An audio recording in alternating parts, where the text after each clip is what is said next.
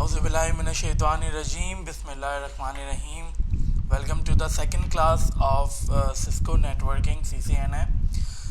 जिस तरह आप जानते हैं कि आप लोगों को लास्ट वीक असाइनमेंट दिया गया था जिसमें you are suppose to make compose or draft an essay related to the networking, और ट्यूसडे नाइट उसकी डेडलाइन थी। जिन्होंने किया उनको हमने सिस्को के पोर्टल में ऐड भी कर दिया है।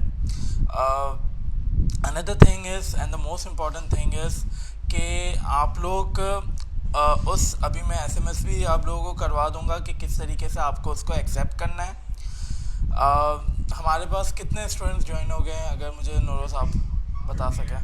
अच्छा, I think we must wait for 10 to 20 second कि मज़ीद स्टूडेंट्स ज्वाइन कर लें, ताकि फिर मैं दोबारा से रिपीट कर दूं कि क्या मैंने अभी कहा है।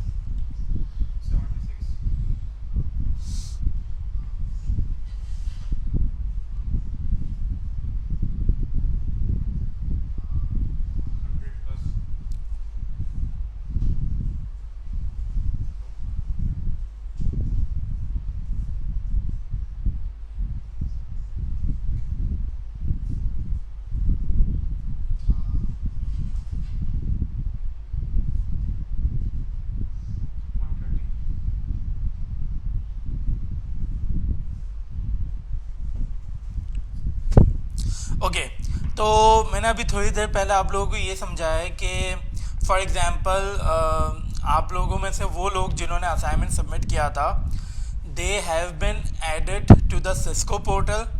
आप लोगों से रिक्वेस्ट है कि आप लोग अपनी, अगर तो सिस्को की आईडी ऑलरेडी आपकी बनी हुई है, सिंपली आप उसको लॉगिन करें और कोर्स को लॉन्च कर दें अपने पास। अगर for example this for the very first time कि आप सिस्को के पोर्टल पे इनरोल हो रहे हैं, so all you need to do is one thing, आप अपनी ईमेल में जाएं। ईमेल में अगर आपके पास डायरेक्टली नज़र आता है तो बहुत अच्छी बात है, अगर नहीं नज़र आता तो गो टू द स्पैम और जंक। मैं थोड़ा सा बता दूं कि किस तरीके से करना है, कि नॉर्मली लोग कंफ्यूज हो जाते हैं इस चीज़ में।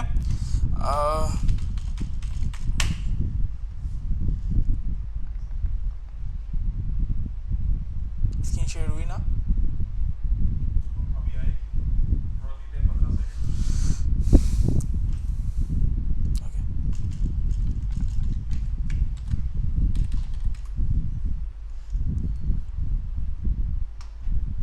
अच्छा जी, मैंने ये जीमेल की आईडी लॉगिन की है। या तो आपके पास सिस्को की नेटवर्किंग की जो है ना यहाँ पर आएगी ईमेल netacat.com में आपको जाके अपने पोर्टल को एक्सेस करना है, या अगर आप देखेंगे तो यहाँ पे आपके पास एक ऑप्शन है स्पैम का। स्पैम में दिखिएगा कि यहाँ पर हो सकता है आपके पास ईमेल आई हो। मैं उनसे मुखातिब हूँ कि जिन्होंने हमारा दिया हुआ फर्स्ट असाइनमेंट सबमिट कराया था। तकरीबन 1600 स्टूडेंट्स हैं जिन्होंने असाइनमेंट सबमिट करवाया था, हमने सिर्फ उन्हीं को ही पोर्टल में ऐड किया है, because definitely those who are serious सिर्फ उन्होंने असाइनमेंट सबमिट कराया और उसको हमने ऐड कर दिया पोर्टल में। So this is what you people are going to do right now. उसके बाद फर्दर फिर आप लोगों को थ्रू आउट इसी पोर्टल के थ्रू लेके जाएंगे आपके इंस्ट्रक्टर। आज फ़ारूक हमें ज्वाइन कर रहे हैं। फ़ारूक के बारे में मैं थोड़ा सा बताऊँ आप लोगों को। He has been delivering in Silani mass IT training for the last 4 years। हमारे माशाल्लाह से IT एसेंशियल के बेशुमार कोर्सेस हो गए, या हमारे CCNA के कोर्सेस हो गए, या हमारे इसके अलावा सिक्योरिटी की कोर्सेस हो गए। तो he has been leading so far for the last many years. So he is here to deliver the best quality education to you people in terms of networking. So I would like and request Farooq Khan कि आप please आएँ and please take over the class. Thank you.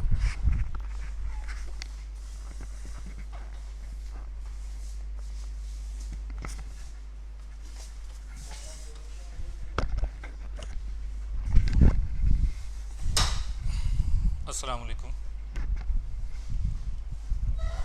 अच्छा, मेरा नाम फ़ारूक ख़ान है और आज से मैं आप लोगों का जो ये कोर्स जो है वो लीड करूँगा।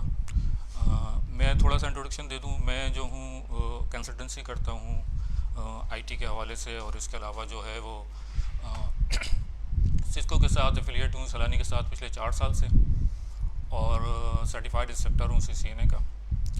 अच्छा, इसके अलावा अब हम थोड़ी सी बात कर लेते हैं अपने कोर्स के हवाले से कि आप लोग की आईडीज़ तकरीबन सब लोगों की बन गई होंगी, ठीक है। हम लोग के जो नेटैक ऐड है, बट इसमें टोटल 3 मॉड्यूल है हमारे पास, ठीक है। तो हम लोग पहले जो है फर्स्ट मॉड्यूल कवर करेंगे, ठीक है। इसके आपके चैप्टर एग्ज़ाम जो हैं आपके पोर्टल पे आ रहे होंगे, वो एक्टिवेट कर दिए जाएंगे और उसके बारे में आपको बता भी दिया जाएगा, ठीक है। वो आपने घर बैठ के देने हैं। इसके अलावा असाइनमेंट्स आप लोगों को देनी होंगी, वो भी आप जो है वक्तन फ़वक्तन जो है आपको बता दी जाएंगी, वो भी आपने सबमिट करवानी है, ठीक है। तो जब आप मॉड्यूल 1 कंप्लीट कर लेंगे और पास आउट हो जाएंगे तो फिर आपको जो है मॉड्यूल 2 में हम लोग जो है शिफ्ट करेंगे, ठीक है।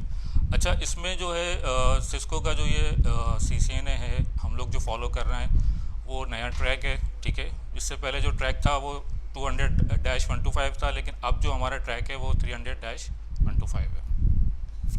तो इसमें थोड़ी सी लोगों को कन्फ्यूजन थी कि सर पोर्टल पे जो है 200-125 शो हो रहा है, लेकिन ऐसी बात नहीं है।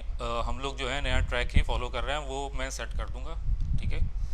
अच्छा, CCNA के हवाले से मैं एक चीज़ आप लोगों को बता दूं, ठीक है, कि इसमें हमारे पास दो चीज़ें हैं। एक जो है हमारे पास CCNA की सर्टिफिकेशन है। सर्टिफिकेशन के हवाले से ये है कि आपने जो है CCNA का पेपर, इंडस्ट्री का पेपर जो होता है वो आपने देना है, ठीक है। और जो नेटाकैड है ये हमारा ट्रेनिंग के हवाले से हम लोग जो है आपको तैयारी कराते हैं, ठीक है।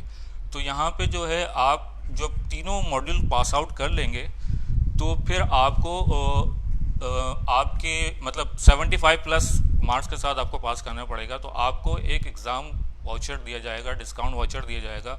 वो डिस्काउंट वाउचर वैलिड होता है आपका इंडस्ट्री के सर्टिफिकेट के पेपर के लिए, ठीक है। तो जब हमारा ट्रैक पुराना था 200-125, तो उसकी जो फ़ीस थी वो $325 थी, ठीक है।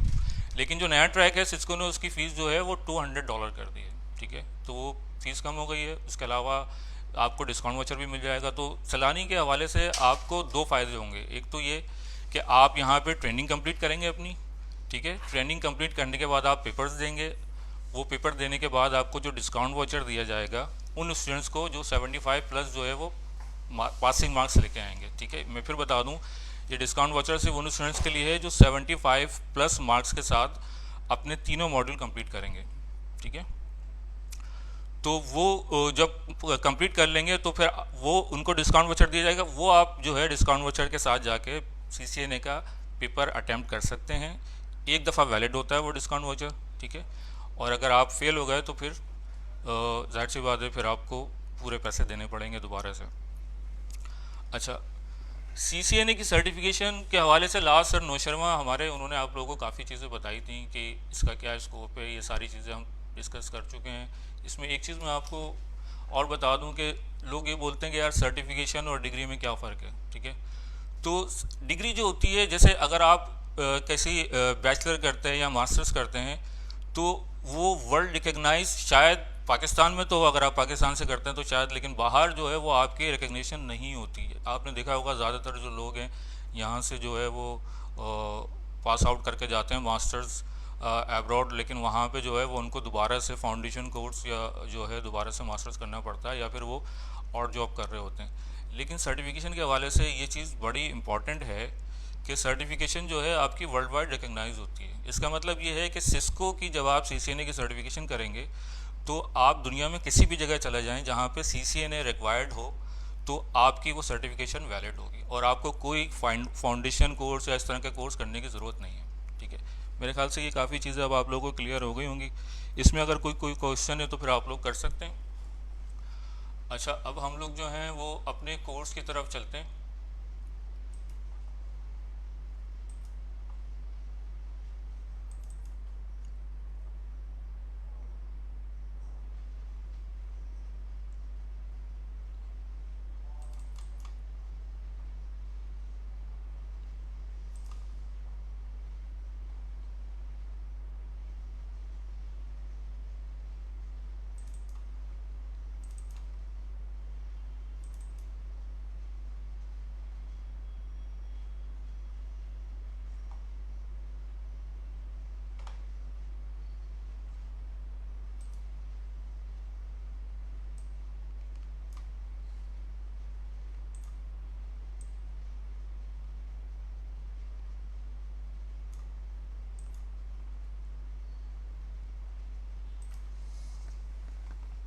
शेयर हो गई स्क्रीन?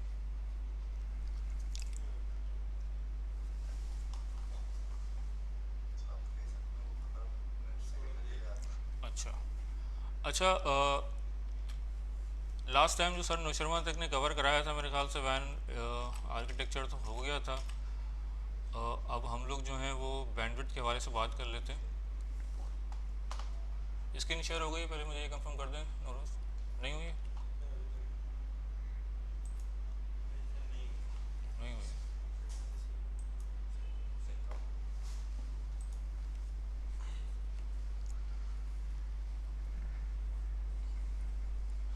अच्छा सर, नौशरमा ने लास्ट टाइम जो कवर करवाया था, ठीक है, अब हमारा टॉपिक स्टार्ट हो रहा है बैंडविड्थ। ठीक है, बैंडविड्थ जो है वो क्या होती है, आप लोगों को पता होगा बैंडविड्थ के बारे में, काफ़ी स्टूडेंट्स को।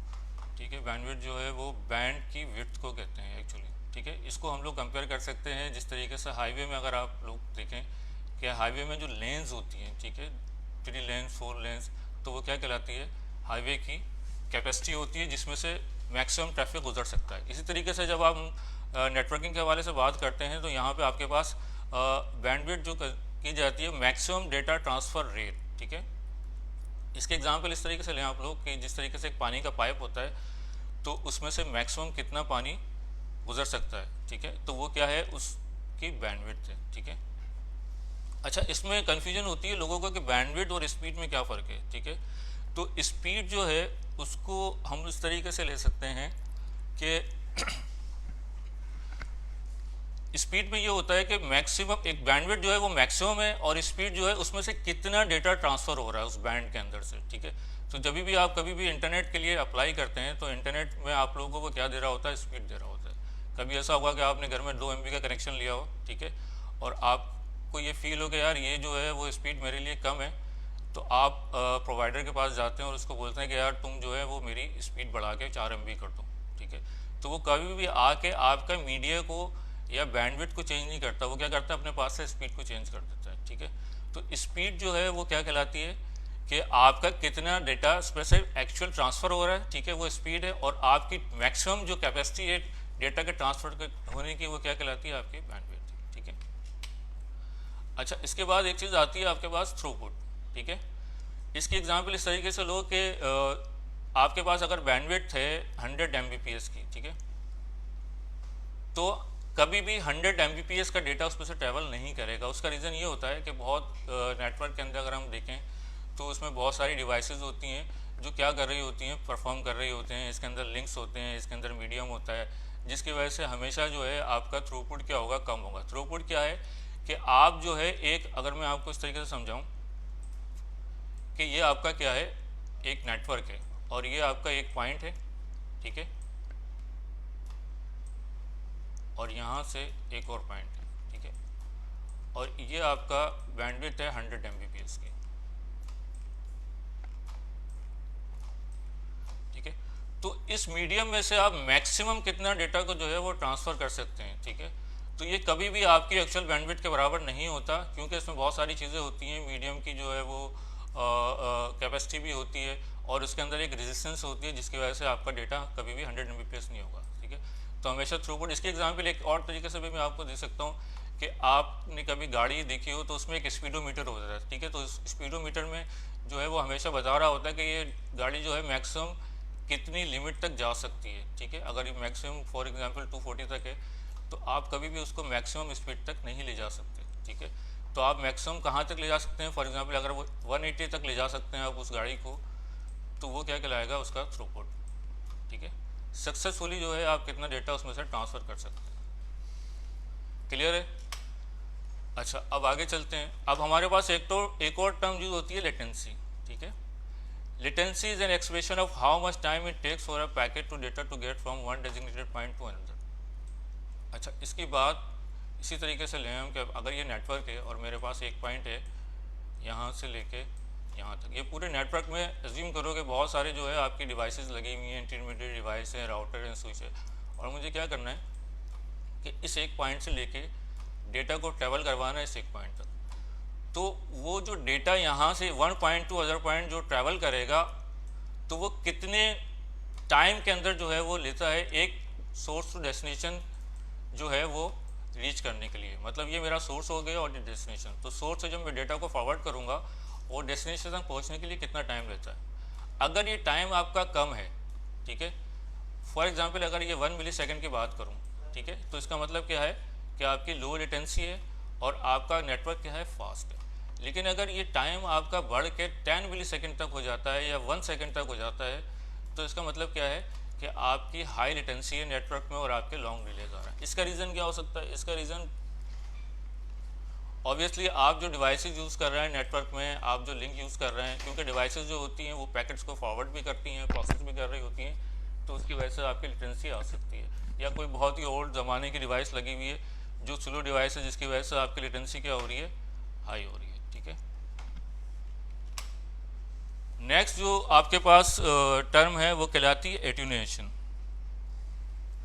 एट्यूनेशन को समझाने के लिए मैं आपको एक एग्जांपल देता हूँ। अच्छा, हम लोग जो है इस कोर्स के अंदर कोशिश करेंगे कि थोड़ा सा जो है वो आसान लफ्ज़ों में बात करें, ताकि मैंने नोट किया है कि काफ़ी स्टूडेंट जो हैं वो इसमें बिल्कुल इनिशियल स्टार्ट कर रहे हैं, तो उनको इतनी चीज़ों की समझ नहीं होगी। कुछ स्टूडेंट जो हैं वो मैंने नोट किया है कि वो ऑलरेडी CCNA भी हैं इसमें, ठीक है, तो वो शायद रिपीट करने के लिए बैठे हुए हैं, तो उनको भी वेलकम है। तो हम सबको साथ लेके चलेंगे, ठीक है। अच्छा, एट्यूनेशन क्या होता है? एट्यूनेशन की एग्जांपल इस तरीके से लो कि यार यहाँ पे आप फर्ज करें कि एक यहाँ पे बंदा मौजूद है, ठीक है। अब ये बंदा जो है वो थोड़ा ऐसे ही है बहरहाल, ठीक है। और ये यहाँ पे ये मेरे पास जगह है कराची और इसको मैं कर देता हूँ हैदराबाद, ठीक है। और आजकल तो वैसे भी लॉकडाउन का दौर है, आपको पता है, तो अभी तो सब घरों में ही बैठे हुए हैं, ठीक है। तो आप यहाँ से क्या कर रहा है, यहाँ से क्या कर रहा है, ये दोनों दोस्त हैं, ठीक है। स्टोरी है, ये ए है और ये बी है। तो आप यहाँ से कभी भी आवाज़ देगा ये ए, तो क्या हैदराबाद तक इसके पास चली जाएगी? क्या ये पॉसिबल है? नहीं है, ठीक है। उसकी वजह क्या है कि आपकी जो वॉइस होती है वो एनर्जी के फॉर्म में ट्रेवल करती है, ठीक है। और एक लिमिट के बाद क्या होगा, उसकी स्ट्रेंथ क्या हो जाती है, लो हो जाती है। जब वो लो हो जाएगी स्ट्रेंथ, तो आपकी आवाज़ वो जो पॉइंट है जहाँ पे आपके जो सिग्नल्स हैं लो हो जाते हैं या स्ट्रेंथ जो है उसकी वीक हो जाती है, उस पॉइंट को क्या बोलते हैं आप, एट्यूनेशन, ठीक है। और ये जो भी मीडिया यूज़ करें, आप एयर यूज़ कर रहे हो, आप नेटवर्किंग में जो है वो कॉपर मीडिया यूज़ कर लो या वायरलेस यूज़ कर रहे हो, हर मीडियम के अंदर आपकी एक लिमिट के टाइम पे आके आपकी एट्यूनेशन अकर हो जाती है, ठीक है।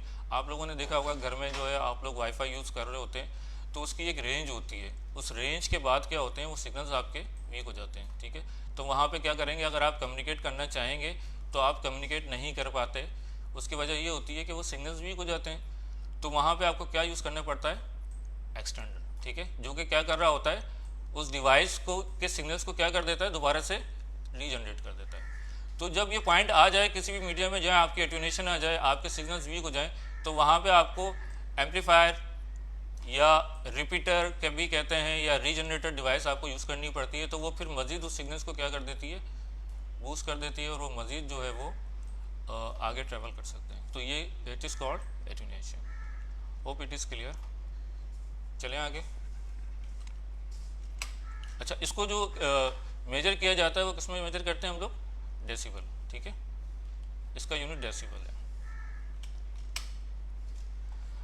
अच्छा, अब इसके बाद एक टर्म आती है आपके पास नॉइस, ठीक है। नॉइस क्या होती है, जब भी एक डेटा ट्रैवल होता है तो किसी भी वजह से आपके सिग्नल्स के अंदर कोई अनवांटेड सिग्नल्स क्या हो जाते हैं, ऐड हो जाते हैं। वो किसी भी वजह से हो सकते हैं। फॉर एग्जांपल देखो, ये एक एग्जांपल बनी हुई है कि एक यहाँ पे बंदा माइक पे बोल रहा है और ये फ़ैन जो है अगर इसके पीछे लगा दिया जाए तो जो वॉइस मेरी जो टेलीकास्ट हो रही है उसमें क्या होगा, फ़ैन की जो आवाज़ है वो भी क्या हो जाएगी, ऐड हो जाएगी। तो वो जब डेटा ट्रांसफ़र होगा तो उसमें क्या हो जाएगा, मेरी आवाज़ के साथ एक नॉइज़ भी साथ में ऐड हो जाएगी, ठीक है। तो ये वांटेड और अनवांटेड दोनों हो सकती है। इसकी रीज़न हमारे नेटवर्किंग के अंदर भी होती है। उसमें ऐसा होता है बाज़ दफ़ा आपका मीडिया जो होता है उसके रेजिस्टेंस की वजह से भी होती है। समटाइम्स इलेक्ट्रोमैग्नेटिक वेव्स जो होती हैं वो भी आपकी डिस्टर्बेंस क्रिएट करती हैं और वो ऐड कर देती हैं नॉइज़। इसके अलावा आपके डिवाइसेस के अंदर फॉल्टी कंपोनेंट्स होते हैं जो कि हमिंग क्रिएट करते हैं और उसकी वजह से आपके डेटा क्या होता है, उसमें नॉइस ऐड हो जाती है। और जब ये ट्रांसमिशन मीडिया पे जाता है तो जिस जगह रिसीव होगा वहाँ पे क्या होगा, एक्चुअल फॉर्म में ये डेटा रिसीव नहीं होता, ठीक है। इसकी वजह से प्रॉब्लम होती है। आप लोगों ने कभी देखा होगा, आप लोग टेलीफोन लाइन अगर यूज़ करते हैं, PTCL की जो लैंडलाइन होती है उसके अंदर भी आप कभी देखें आपकी लाइन अगर ख़राब हो तो उसके अंदर क्या होती है, वॉइस जनरेट हो जाती है किसी वजह से, ठीक है। ख़ासतौर पर बारिशों के बाद अक्सर ये मसला आता है कि वो नॉइस आ जाती है। तो आप जब उस पर कॉल करें और बात करने की कोशिश करें तो वो कम्युनिकेट आप नहीं कर पाते, किसकी वजह से, उस नॉइस की वजह से। और आपका एक्चुअल डेटा के साथ जब वो ट्रैवल करती है या ट्रांसफ़र होती है तो आपकी जो कम्युनिकेशन है उसको क्या कर देती है, इम्पॉसिबल कर देती है, ठीक है। तो इसकी वजह से जो है आपके मीडिया के अंदर एक डिस्टॉर्शन क्रिएट हो जाती है, ठीक है। और वो डिस्टॉर्शन, मेरे ख्याल से नेक्स्ट स्लाइड हो, डिस्टॉर्शन, ठीक है। तो डिस्टॉर्शन का मतलब क्या है कि आपका जो एक्चुअल डेटा है वो क्या हो गया, उस इनवॉइस की वजह से क्या हो गया, ट्रांसफॉर्म हो गया, ठीक है। तो उसमें डिस्टॉर्शन क्रिएट हो गई है। तो डिस्टॉर्शन की वजह से फिर क्या होता है, आपकी कम्युनिकेशन पॉसिबल नहीं रहती। क्लियर है, ठीक है। एक और टर्म हम लोग को देखते हैं इसमें, हमारे पास है कंजेशन, ठीक है, bottleneck. Congestion, network congestion cause delay, ठीक है। इसकी वजह से भी आपके नेटवर्क में डिले आता है। उसकी वजह ये होती है यार, अगर आप एक रोड की एग्जांपल लो तो अगर एक आप शाहरा फैसल की बात करें या हाईवे की बात करें और वहाँ पे जो आपकी व्हीकल्स हैं उसके गुजरने की अगर कैपेसिटी 100 है, ठीक है, और वहाँ पे एकदम से जो है वो 500 जो है वो व्हीकल्स आ जाएं रोड पे, तो आप समझ सकते हैं वहाँ पे क्या होगा, ट्रैफिक जाम हो जाएगा, ठीक है। उस ट्रैफिक जाम को हम लोग नेटवर्किंग में क्या कह रहे होते हैं, कंजेशन या बोटलनेक। उसमें भी यही होता है कि आपके पास एक लिंक है, ठीक है, और एक आपके पास लिंक की कैपेसिटी है और वहाँ पे किसी वजह से बहुत ज़्यादा ट्रैफिक जनरेट हो जाए तो वहाँ पे क्या आ जाएगा, आपके पास बोटलनेक हो जाएगा और इसको क्या कहते हैं, कंजेशन या बोटलनेक। क्लियर है।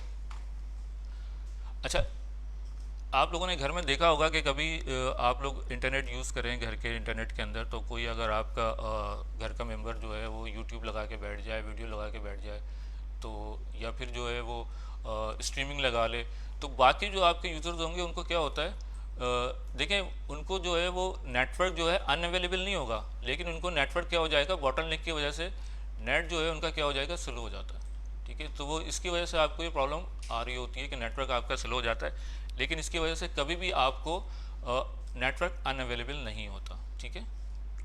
Hope it is clear. इसमें कोई क्वेश्चन, आगे चलते हैं।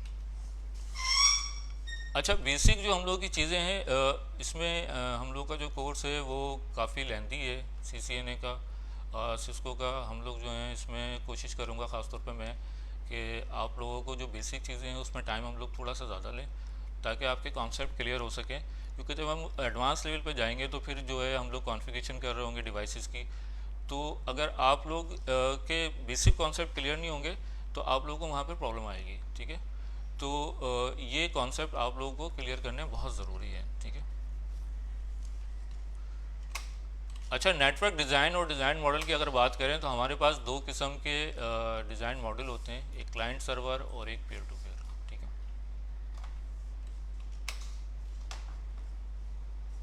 क्लाइंट सर्वर या पीयर टू पीयर मॉडल क्या होता है, इसको हम लोग वर्क ग्रुप मॉडल भी कहते हैं, ठीक है। इसमें कोई हायरार्की नहीं होती, ठीक है। ऑल कंप्यूटर्स आर इक्वल, कोई भी सर्वर हो सकता है, कोई भी इसके अंदर वर्कस्टेशन हो सकता है, आप अपनी रिसोर्सेज को शेयर कर सकते हैं, ठीक है, डिवाइसेस को शेयर कर सकते हैं, फाइल्स को शेयर कर सकते हैं। जिस तरीके से हम विंडोज़, इसकी एग्जांपल है XP 7, विंडोज़ 8 या फिर विंडोज़ 10 के अंदर आप क्या करते हैं, आप शेयरिंग खोल देते हैं और सारे PC आपस में क्या कर देते हैं, कम्युनिकेट करना शुरू कर देते हैं, ठीक है। तो स्मॉल ऑफिसेज़ वगैरह में ये एनवायरनमेंट चल रहा होता है, आप घरों में यूज़ कर रहे होते हैं ये एनवायरनमेंट। इसके कुछ एडवांटेजेस भी हैं और डिसएडवांटेजेस भी हैं, वो हम लोग देखते हैं कि वो क्या हो सकते हैं, ठीक है। तो इसमें क्या है, लो कॉस्ट। लो कॉस्ट का मतलब ये है कि आपको एक्स्ट्रा कोई चीज़ इसमें परचेज़ करने की ज़रूरत नहीं होती, ठीक है। पेयर टू पेयर में आप नॉर्मल विंडोज़ के साथ ही कुछ उसमें फीचर्स होते हैं उसको इनेबल करते हैं और अपने एनवायरनमेंट को आप वर्क ग्रुप या पेयर टू पेयर बना लेते हैं, ठीक है।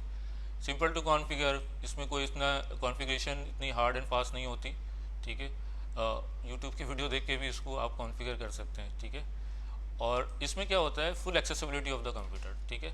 तो आप जब राइट्स शेयर करवाते हैं तो आपके राइट्स जो हैं वो एक्सेसिबल होते हैं तमाम यूज़र्स के लिए, ठीक है। इसमें किसी लेवल पे आप जो है वो रिस्ट्रिक्शंस वगैरह लगा सकते हैं, लेकिन वो इतनी ज़्यादा इफेक्टिव नहीं होती हैं, ठीक है। इसके डिसएडवांटेजेस क्या हैं, मै हैव डुप्लीकेशन इन रिसोर्सेज, ठीक है। तो ये पॉसिबल है कि अगर आपने एक फ़ाइल यहाँ पे सेव की हुई है इस पीसी पे, तो हो सकता है वो ये फ़ाइल यहाँ भी सेव की हुई हो, यहाँ भी सेव की हुई हो, तो ये डुप्लीकेशन हो सकती है आपकी, ठीक है। इसके अलावा सिक्योरिटी पॉलिसी को इम्प्लीमेंट करना बहुत मुश्किल होगा यहाँ पे, ठीक है, क्योंकि हर जो है इसमें वर्कस्टेशन के पास या हर पीसी के पास क्या होता है, अपनी रिसोर्सेज होती हैं, ठीक है। तो अगर आप सिक्योरिटी पॉलिसी इम्प्लीमेंट करेंगे तो आपको फिर मुश्किल होती है, ठीक है। अच्छा, इसमें बैकअप भी लेना मुश्किल होगा। अगर बैकअप आपको लेना है तमाम पीसी का, तो फिर आपको इंडिविजुअली 1 बाय 1 क्या करना पड़ेगा, बैकअप करना पड़ता है, ठीक है। तो ये भी एक इसका डिसएडवांटेज है। अच्छा, ये रिकमेंडेड कहाँ है, कहाँ पे यूज़ होता है, 10 और लेस यूज़र्स, ठीक है, जहाँ इन्वायरमेंट है, ठीक है, कोई नो स्पेशलाइज सर्विस कोई रिक्वायर्ड नहीं है आपका, ठीक है, सिक्योरिटी आपका कोई इशू नहीं है, ठीक है। लेकिन अगर आपकी फिर ग्रोथ होती है आपकी कंपनी की, तो फिर ये आपके पास जो पीयर टू पीयर है ये फिजिबल नहीं रहता, फिर आपको क्लाइंट सर्वर पे जाना पड़ता है। क्लाइंट सर्वर डिपार्टमेंट में क्या होता है, एक स्पेशलाइज सर्वर होता है, ठीक है, उसमें जो है सर्वर ऑपरेटिंग सिस्टम चल रहा होता है, ठीक है, और बाकी सारे पीसी क्या करते हैं, इस सर्वर के रिसोर्सेज को यूज़ करते हैं, ठीक है। ये सारे किससे कनेक्ट होते हैं, सर्वर के साथ। तो आपके पास एक सेंट्रलाइज जो है वो क्या बन जाता है, सिस्टम बन जाता है, जिसमें तमाम जो आपके पीसी हैं वो सर्वर से कनेक्ट होते हैं, इसीलिए इसको क्लाइंट सर्वर एनवायरनमेंट भी कहते हैं, ठीक है। इसमें भी कुछ एडवांटेजेस और डिसएडवांटेज हैं। अच्छा, ये सर्वर क्या हो सकता है, फाइल सर्वर भी हो सकता है, आपका वेब सर्वर भी हो सकता है, ठीक है, ईमेल सर्वर भी हो सकता है, मतलब एक्सचेंज सर्वर वगैरह भी हो सकता है। तो ये सारे सर्वर की रूल्स जो है वो इस मशीन को, ये मशीन जो है नॉर्मल कंप्यूटर से थोड़ी सी अपग्रेडेड मशीन होती है, ठीक है, और इसको जो है सर्वर के लिहाज से जो है डिज़ाइन किया जाता है, और इसमें जो हम लोग कंपोनेंट्स वगैरह यूज़ कर रहे होते हैं वो नॉर्मल पीसी से ज़्यादा बेहतर कंपोनेंट्स यूज़ कर रहे होते हैं, ठीक है। इसीलिए ये जो है कॉस्टली सोल्यूशन है। इसमें आपको एक तो हार्डवेयर कॉस्ट भी इंक्रीज हो जाती है आपकी, और इसके बाद जब आप इसमें ऑपरेटिंग सिस्टम जो यूज़ करते हैं उसके भी आपको एक्स्ट्रा पे करने पड़ते हैं, ठीक है। तो ये जो है वो इंक्रीज हो जाता है, लेकिन इसका बेनिफिट ये होता है कि इसमें नंबर ऑफ़ यूज़र जो हैं आपके बढ़ जाते हैं। उसमें जो रिस्ट्रिक्शन थी 10 यूज़र की या 15 या 20 यूज़र मैक्सिमम आप जा सकते हैं, लेकिन इसके अंदर आप की नंबर ऑफ़ यूज़र्स कनेक्शन की जो है वो कैपेसिटी बढ़ जाती है, ठीक है।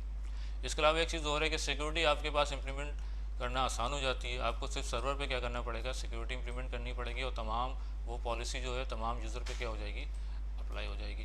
तो ये आपको बेनिफिट है। बैकअप अगर आपने लेना है तो बैकअप आपको सिर्फ सर्वर पे ही जाके करना पड़ेगा, और आपका मतलब सेंट्रलाइज हो गया ना सारी चीज़ें। लेकिन डिसएडवांटेजेस क्या है, अगर ये सर्वर किसी वजह से आपका फेल हो गया तो ये सेंट्रल जो है वो पॉइंट ऑफ फेलियर हो जाता है। तो ये एक डिसएडवांटेज है इसका। हाई कॉस्ट है, ये मैंने आपको बता दिया कि आपके पास हार्डवेयर और सॉफ्टवेयर कॉस्ट आ जाती है, ठीक है। और दूसरी बात ये कि इसको कॉन्फ़िगरेशन करने के लिए आपको एक्सपर्टीज़ रिक्वायर्ड होती है, ठीक है। सिंगल पॉइंट ऑफ फेलियर है।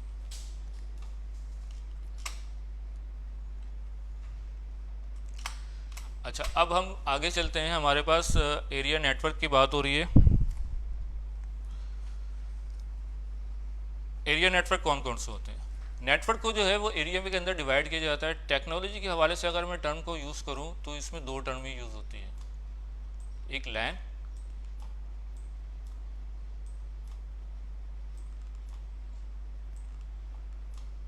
और एक मेरे पास आती है वैन,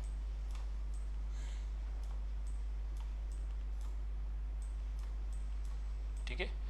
ये जो है यही दो टर्म आपकी यूज़ होती हैं टेक्नोलॉजी के हवाले से। लेकिन अगर हम ह्यूमन के हवाले से बात करें तो उसमें बहुत सारी कैटेगरीज हैं, उसको हम लोग देखते हैं कि वो क्या होती है, ठीक है। तो उसमें पहला जो आता है पैन।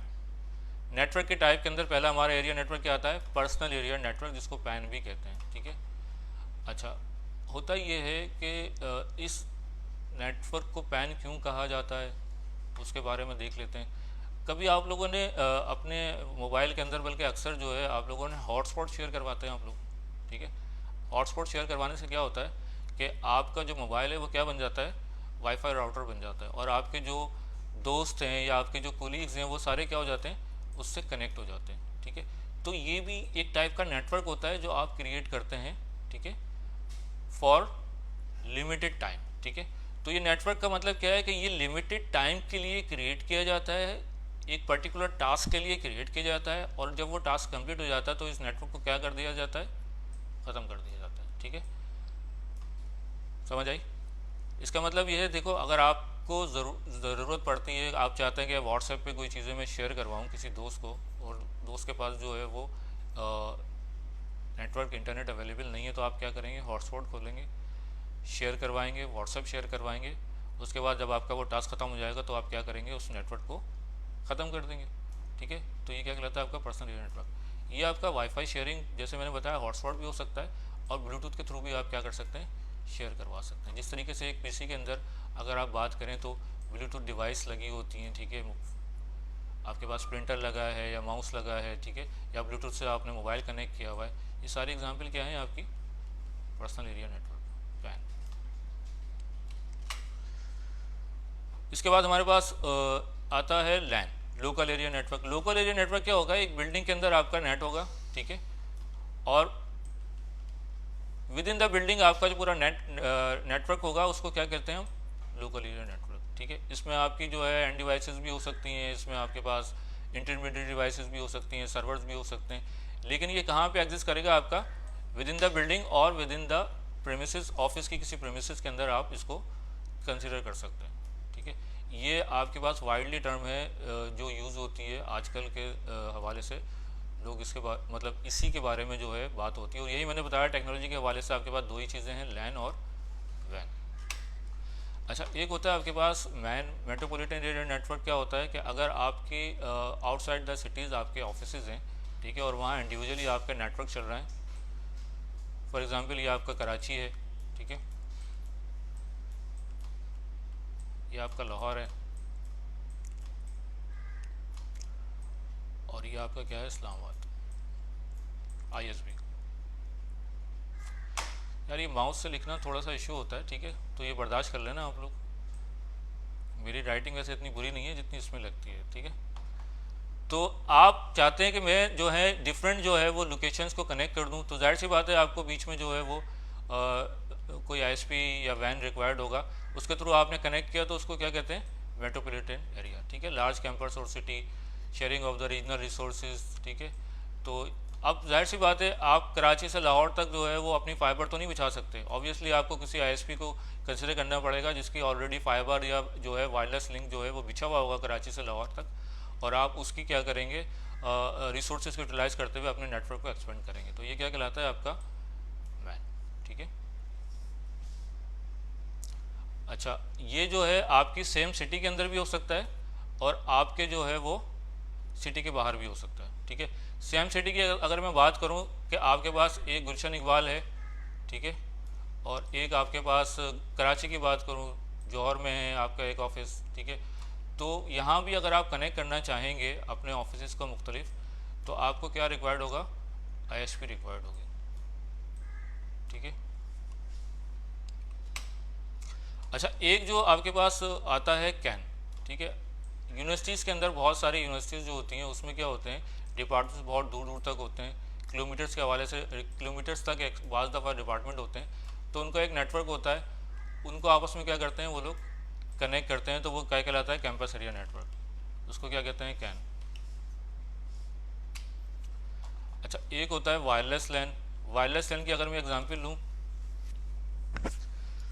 तो बाज़ दफ़ा ऐसा होता है हमारे पास जो है वो कुछ इस तरीके से तारीख़ी इमारत होती हैं, ठीक है, जहाँ पे आपके लिए पॉसिबल नहीं होता कि आप जो है वो फिज़िकल इंफ्रास्ट्रक्चर डिप्लॉय करें। ठीक है, क्योंकि एक दफ़ा मैं एक बिल्डिंग में हम लोग ने इंफ्रास्ट्रक्चर बिछाना था, तो वो बहुत पुरानी बिल्डिंग थी, ठीक है, तो वहाँ उन लोगों ने अलाउ नहीं किया कि आप जो है कॉपर केबलिंग इंस्टॉल करें, क्योंकि वो वहाँ पे अगर आप एक कील भी ठोकते थे तो वो पूरी दीवार झड़नी शुरू हो जाती थी। ठीक है, तो इस तरह की इन्वायरमेंट आपको मिल सकती है, या बाज़ दफ़ा लोग जो है वो नहीं चाहते कि जो है हम केबल की तरफ जाएँ, तो वहाँ पे आप लोग क्या करते हैं, वायरलेस सोल्यूशन दे रहे होते हैं। ठीक है, उसमें ये होता है कि वायरलेस कंट्रोलर के थ्रू आपके जो है वो ये वायरलेस लैन डिप्लॉय किया जाता है। ठीक है, तो इसको क्या कहते हैं, वायरलेस लैन या डब्लू लैन, ठीक है। ये वैन नहीं है, ये क्या कहलाता है, डब्लू लैन, ठीक है। In some environment installing copper cabling might not be practical, desirable or even possible. In these situations, wireless devices are used to transmit and receive data using radio waves. Clear है।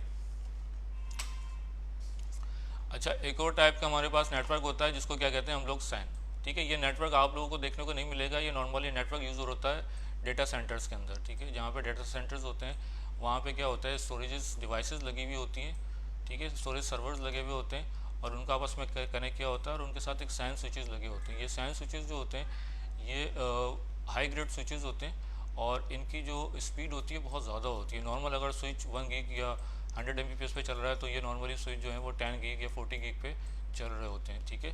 तो वहाँ पे ये switches हम लोग लगाते हैं क्योंकि वहाँ पे जो है डेटा की रीचेबिलिटी बहुत फास्ट चाहिए होती है, ठीक है। तो उस तरह के नेटवर्क को हम लोग क्या कहते हैं, सैन, स्टोरेज एरिया नेटवर्क। अच्छा, लास्ट हमारे पास जो मैंने बताया कि हमारे पास आता है वैन, ठीक है। वैन के बारे में आप सब लोगों को पता होगा, ये क्या है, इंटरनेट आपका, ठीक है, wide area network, multiple cities like Karachi, Multan, ठीक है। अब आप लोग ये सोच रहे होंगे कि यार अभी तो सर ने बताया था कि वैन जो है उसमें भी आपके पास जो है वो मल्टीपल सिटीज़ कनेक्ट होते हैं, ठीक है।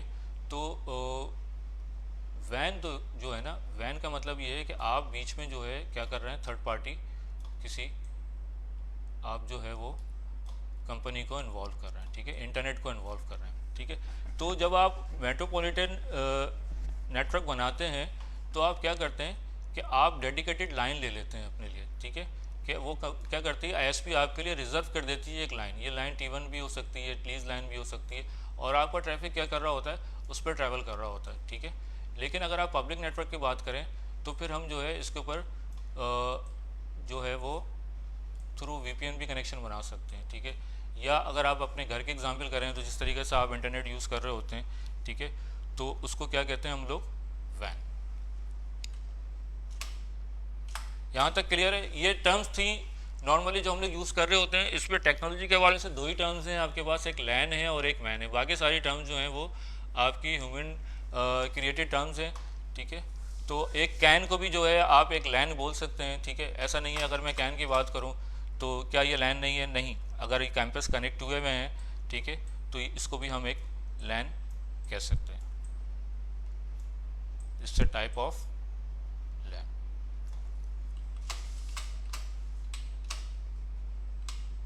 अच्छा, अब हम बात करेंगे डिवाइसेस के हवाले से। आपकी जो डिवाइसेस नेटवर्क के अंदर यूज़ होती हैं वो कौन कौन सी डिवाइसेस होती हैं।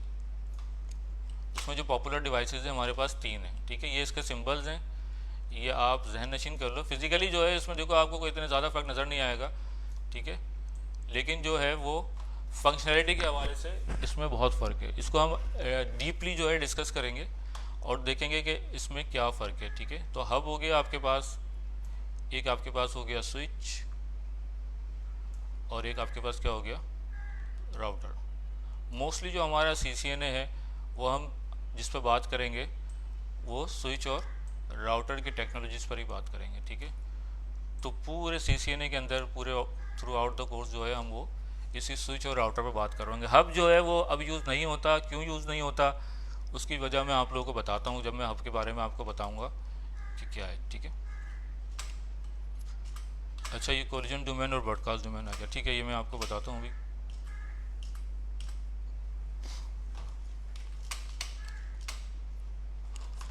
हब क्या है, अच्छा ये वाली स्लाइड मैं आपको अभी थोड़ी देर में बताऊंगा, ठीक है, ताकि थोड़ा सा आप लोगों का माइंड बन जाए कि ब्रॉडकास्ट डोमेन और कोलिजन डोमेन क्या होता है, ठीक है। इससे पहले मैं आप लोगों को थोड़ा सा इंट्रोडक्शन दे दूं कि हब क्या होता है, ठीक है।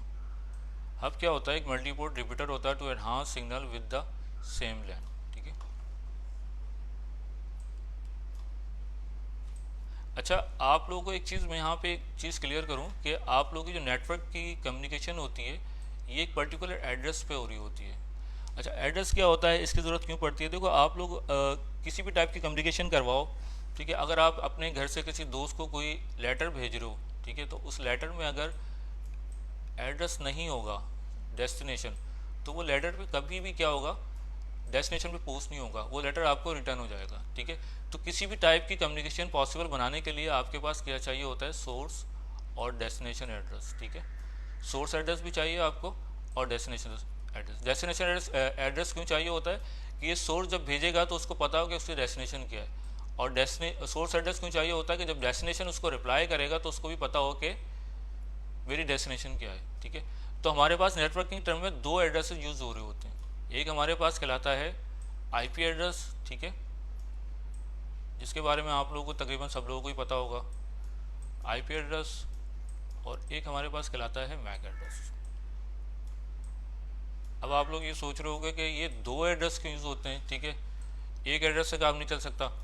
तो ये चीज़ अभी आप लोगों को समझ नहीं आएगी, ठीक है, हम लोग इसको डिस्कस जब करते जाएंगे। देखो नेटवर्किंग जो है ना वो एक पज़ल है।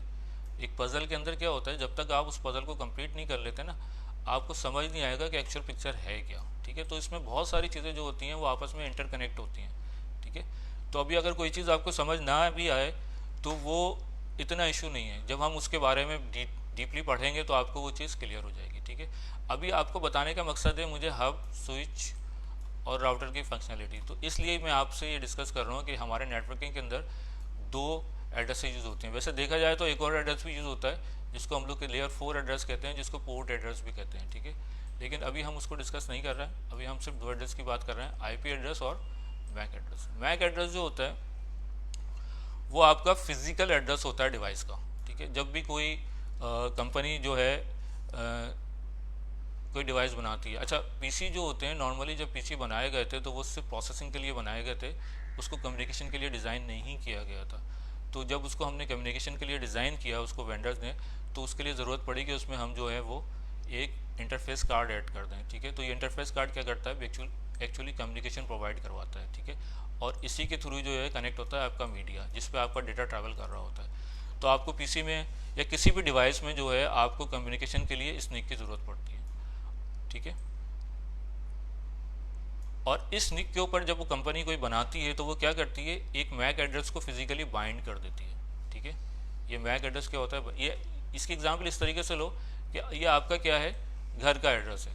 ठीक है, अगर आपका घर का एड्रेस नहीं होगा तो आपकी कम्युनिकेशन नहीं हो सकती। तो अगर आपका मैक एड्रेस नहीं होगा तो आपकी कम्युनिकेशन पॉसिबल नहीं है। और इसको आप क्या कर सकते हैं, इसको आप चेंज नहीं कर सकते, क्योंकि ये क्या होता है, यूनिक होता है। ठीक है, ये कभी भी डुप्लीकेट नहीं होगा। जब भी कोई कंपनी अगर मैन्युफैक्चर करती है डिवाइस तो वो क्या करती है, आयाना से जो है वो ये मैक एड्रेसेस जो है वो बाय करती है और उसको फिर बाइंड कर रही होती है। ठीक है, तो जब भी आप कोई डिवाइस देखेंगे नेटवर्किंग डिवाइस तो वहाँ पे आपको मैक एड्रेस लिखा हुआ नज़र आएगा। और अगर आप देखना चाहें कि यार मेरे पीसी का मैक एड्रेस क्या है, तो कमांड प्रॉम्प्ट में जो है वो इसकी कमांड होती है ipconfig/all करेंगे तो आपको वहाँ से फिजिकल एड्रेस नज़र आ जाएगा। ठीक है, हर डिवाइस में होगा ये। ठीक है, कोई भी डिवाइस जिसको आपने नेटवर्क से कनेक्ट किया हो, भले वो मोबाइल हो, ठीक है, भले वो आपका लैपटॉप हो या पीसी हो, सब में मैक एड्रेस फिजिकली क्या होगा, एम्बेडेड होगा।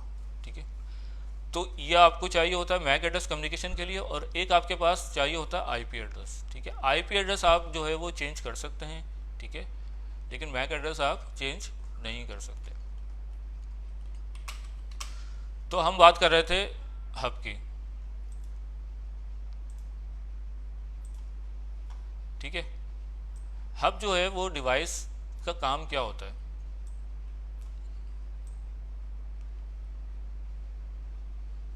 ये आपका क्या है, एक हब।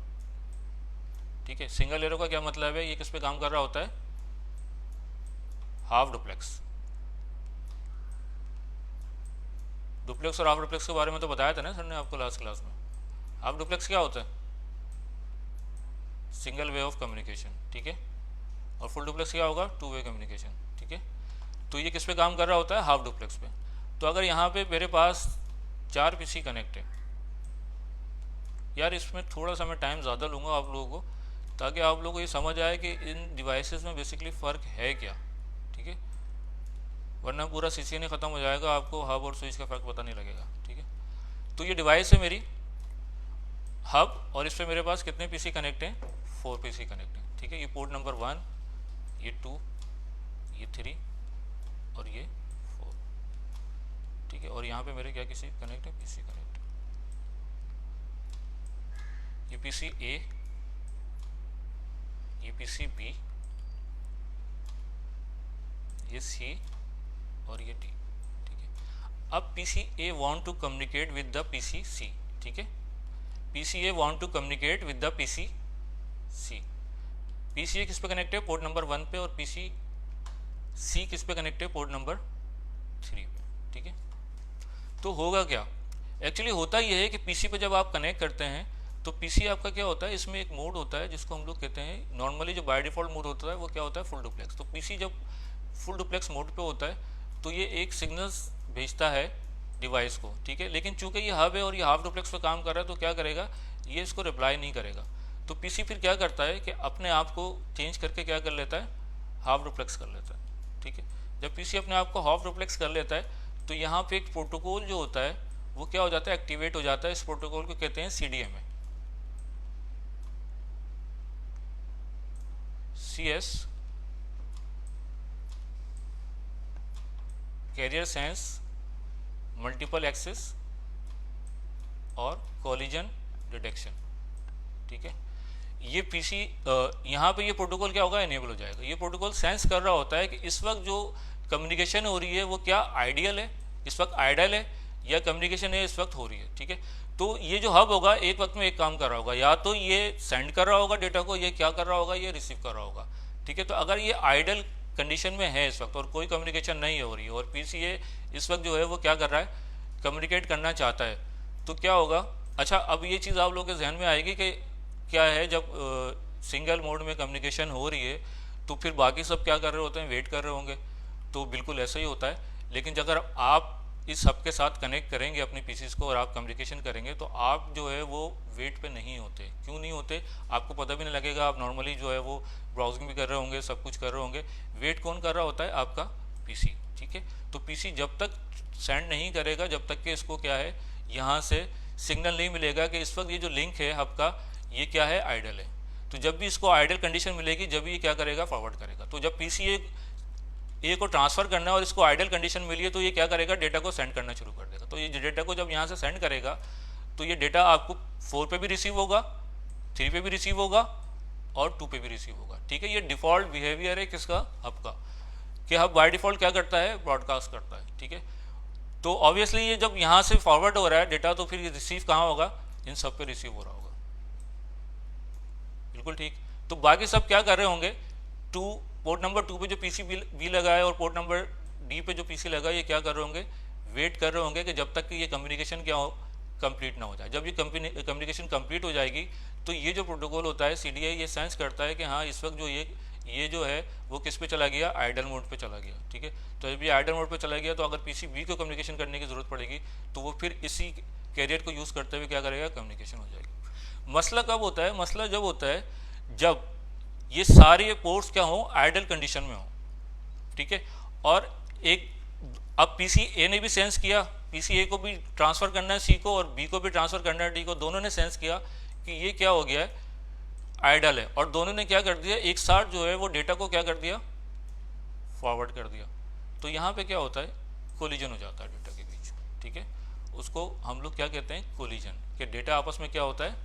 कोलाइड हो जाता है। तो फिर एक मैकेनिज्म होता है इसका सीएसएमए का, कि क्या करता है कि ये एक जो है वो जैमिंग सिग्नल भेजता है और फिर ये पूरे जो है लिंक को क्या कर देता है? एक रैंडम जो है वो क्लॉक चला देता है और उसके बाद फिर वो सारा कम्युनिकेशन दोबारा से स्टार्ट होती है, ठीक है। तो हब का हम लोगों ने बेसिक चीज़ देखी। अच्छा, इसमें एक चीज़ और है आप लोगों को बताऊं, भाई बोर तो नहीं हो रहा है आप लोग? ठीक है, क्योंकि नेटवर्किंग की जो क्लास होती है ना वो ज़्यादातर उसमें ऐसा होता है, मेरे स्टूडेंट जो है वो क्लास में जो है वो हम लोग लैब वगैरह साथ कर रहे होते हैं। तो मैं भी आप लोगों को लैब भी करवाऊँगा, ठीक है, ताकि ये चीज़ें जो मैं आपको बता रहा हूँ ये आपको मैं दिखा भी सकूँ, ठीक है। तो अभी हम थोड़ी देर में उसको लैब करेंगे हब और स्विच के बारे में, कि ये फंक्शनलिटी हम लोग दिखेंगे, ठीक है। तो जब शायद आप लोग जो है इतना बोर ना हो। लेकिन नेटवर्किंग जो है वो बेसिकली जो है उसमें बोर उन लोगों के लिए है जिनका इंटरेस्ट डेवलप नहीं होता, ठीक है। इंटरेस्ट अगर आपका डेवलप हो गया तो ये सारी चीज़ें आप लोगों को इंटरेस्टिंग लगेगी, ठीक है। क्योंकि देखो इशू ये है कि आप बोर अगर आधे घंटे या 1 घंटे में होने शुरू हो गए, ठीक है, तो जो CCI की लैब है, हाँ कुछ लोगों के लिए इंटरेस्टिंग होगा, मैंने अभी यही बताया, लेकिन कुछ लोगों के लिए बोरिंग होगा। तो बोरिंग उनके लिए होता है जिनको समझ नहीं आ रहा होता, ठीक है। तो इंशाल्लाह हम ऐसा वक्त नहीं आएगा, हम लोग इस चीज़ों को अच्छी तरीके से करेंगे और आप लोगों को इंटरेस्टिंग ही लगेगा। लेकिन अभी मेरा बताने का मकसद ये था कि आप लोग CC नहीं करो ना, उसके बाद आप लोग CCNP करोगे इंशाल्लाह, फिर आप लोग उसके बाद क्या करोगे CCI, ठीक है, एक्सपर्ट लेवल। तो एक्सपर्ट लेवल जो होता है इसमें दो आपके पास जो है वो पेपर देने पड़ते हैं आपको। एक आपके पास होती है थ्योरी का पेपर है, ठीक है, और एक है आपके पास लैब। तो ये दोनों चीज़ें जब आप क्लियर करते हो तो आप क्या कहलाते हो CCI, ठीक है। और यही आप लोग का क्या होना चाहिए, डिज़ायर होना चाहिए कि हमने कहाँ जाना है, इस लेवल तक जाना है, ठीक है। वरना CCNA तो बहुत करके घूम रहे हैं, ठीक है। CCNA आपको क्या करेगा, आपको एक बेस प्रोवाइड करेगा, ठीक है, आपको एक नॉलेज प्रोवाइड करेगा इस डोमेन के अंदर, ठीक है। आपको समझ आना शुरू होगा कि यार इस नेटवर्किंग के डोमेन में होता क्या है बेसिकली। लेकिन जब आप NP के लेवल पे जाएंगे और I के लेवल में जाएंगे, एक्चुअली आपकी डिज़ायर कहाँ कंप्लीट होगी, आपका गोल कहाँ कंप्लीट होगा जब आप ये करेंगे, ठीक है। तो ये आपकी पीक है, इस पीक को कभी, इस गोल को कभी भूलना मत, ठीक है। और वही लोग कामयाब होते हैं जो हमेशा जो है वो अपने गोल्स को क्या रखते हैं, याद रखते हैं, और उसके लिए फिर क्या करते हैं, मेहनत करते हैं। तो बहरहाल मैं आपको ये बता रहा था कि CCI की जो लैब होती है वो 8 आवर्स की लैब है। मैं थोड़ा सा हट गया हूँ टॉपिक से, मैं चाह रहा हूँ कि थोड़ी सी आपको इन्फॉर्मेशन भी साथ साथ मिलती रहे ताकि आप लोगों को जो है वो उसके बारे में बताए। तो ये 8 आवर्स की लैब है, मतलब ये है कि वो आपको ले जाके बिठा देंगे, ठीक है, और आपके पास टोपोलॉजी, नेटवर्क, पूरे इसमें प्रॉब्लम्स और ये वो उसकी कॉन्फ़िगरेशन सारी करनी होगी, और आपके पास टाइम होगा 8 घंटे का। मतलब 8 घंटे बैठने की आपको प्रैक्टिस, सबसे पहले तो प्रैक्टिस करनी है। आप कुछ करो नहीं करो, आप सिर्फ 8 घंटे बैठना सीख लो, ठीक है। ये क्या है, मेन रिक्वायरमेंट है CCI की। तो उस 8 घंटे में आपने जो करना है वो करो। तो जो लोग बोर हो रहे हैं वो थोड़ा सा इस चीज़ को कंसिडर कर लें कि आपको अपने इस लेवल पे जाना है कि आप जो है वो 8 घंटे जो है वो फिक्स कर सकें नेटवर्क के लिए, और उसमें आप बोर ना हो, ठीक है। तो ही आप क्या करेंगे, इस गोल को अचीव कर सकते हैं। वरना आप जो है वो 8 घंटे नहीं बैठ सकते तो आप इस गोल को भी अचीव नहीं कर सकते, ठीक है। बहरहाल चले हम लोग आगे चलते हैं। तो मैं हब के बारे में बता रहा था आपको। तो हब का डिफ़ॉल्ट बिहेवियर क्या होता है,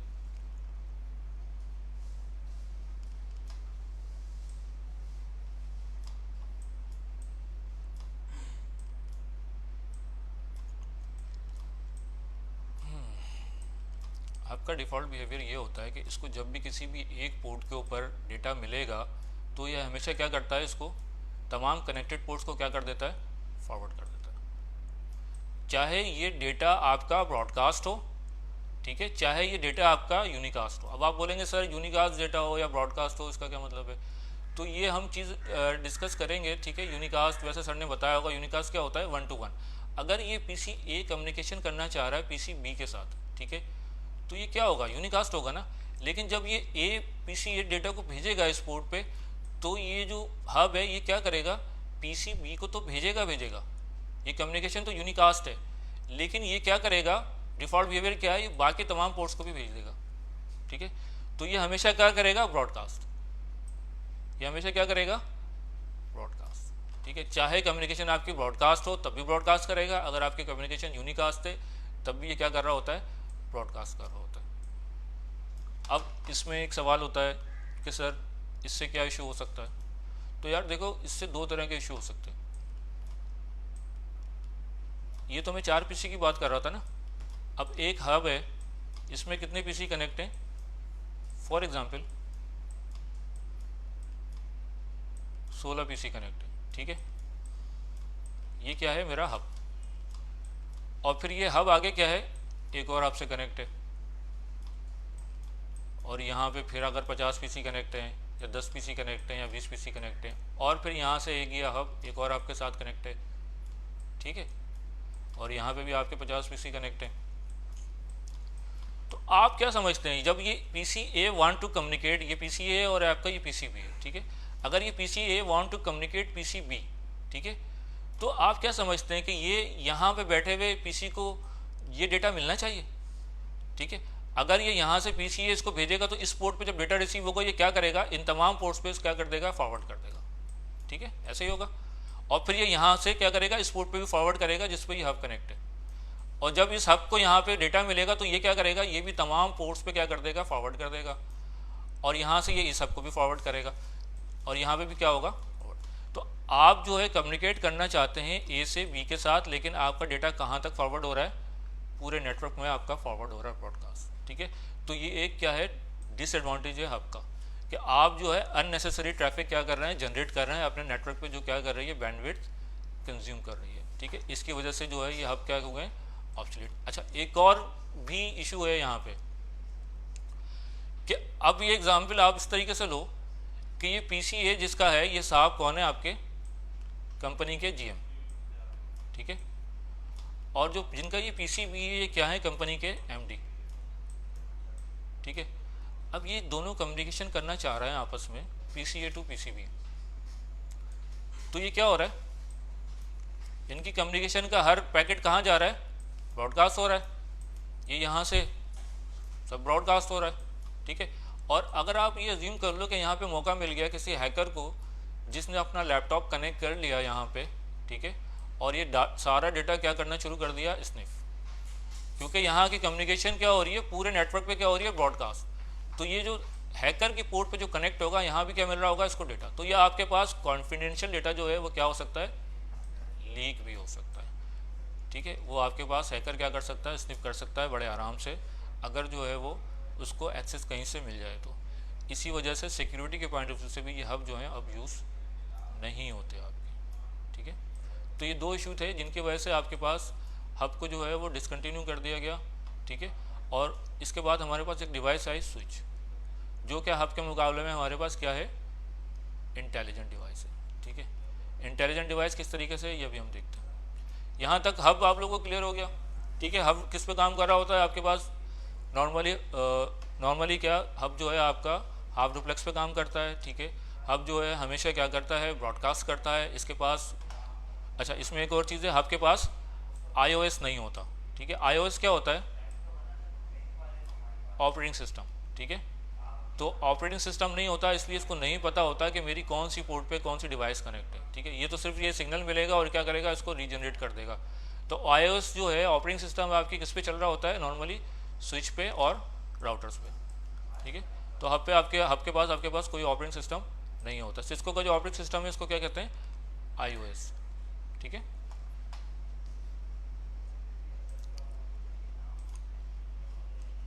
अच्छा, इसके बाद हमारे पास डिवाइस आई स्विच।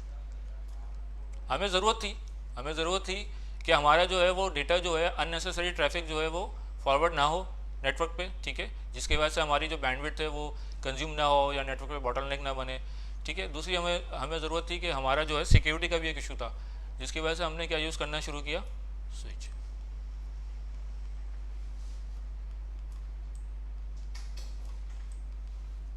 ठीक है। इसको हम लोग डबल एरो के साथ क्या करते हैं, रिप्रेजेंट करते हैं। स्विच आपका क्या होता है, फुल डुप्लेक्स, ठीक है। ये आपके पास क्या है, फुल डुप्लेक्स। फुल डुप्लेक्स का क्या मतलब है भाई, इसमें क्या है, टू वे कम्युनिकेशन सपोर्ट करेगा ये, ठीक है। जब टू वे कम्युनिकेशन सपोर्ट करेगा तो कोलिजन का चांसेस क्या होगा, आपके पास कम हो जाएगा। कोलिजन भी इसमें होता है, लेकिन कहाँ होता है ये अभी हम डिस्कस करेंगे। वो स्लाइड मैंने अभी स्किप करवा दी थी आपको, तो मैं उसके बाद उस स्लाइड पे आऊँगा, ठीक है। पहले आप ये समझ लो कि यहाँ पे क्या है, स्विच है, और स्विच में आपके पास ये 4 पीसी कनेक्ट हैं। वो एग्जाम्पल लेंगे हम लोग, ठीक है। ये पोर्ट नंबर 1।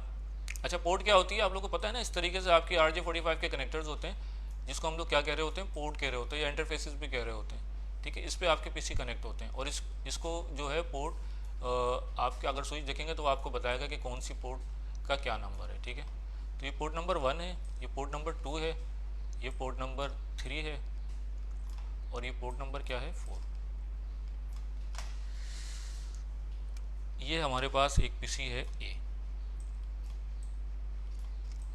और ये हमारे पास एक पीसी है बी।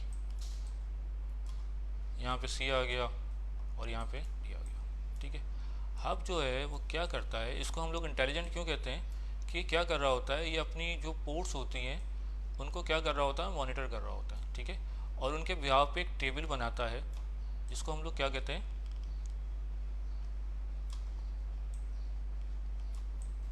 Mac address table.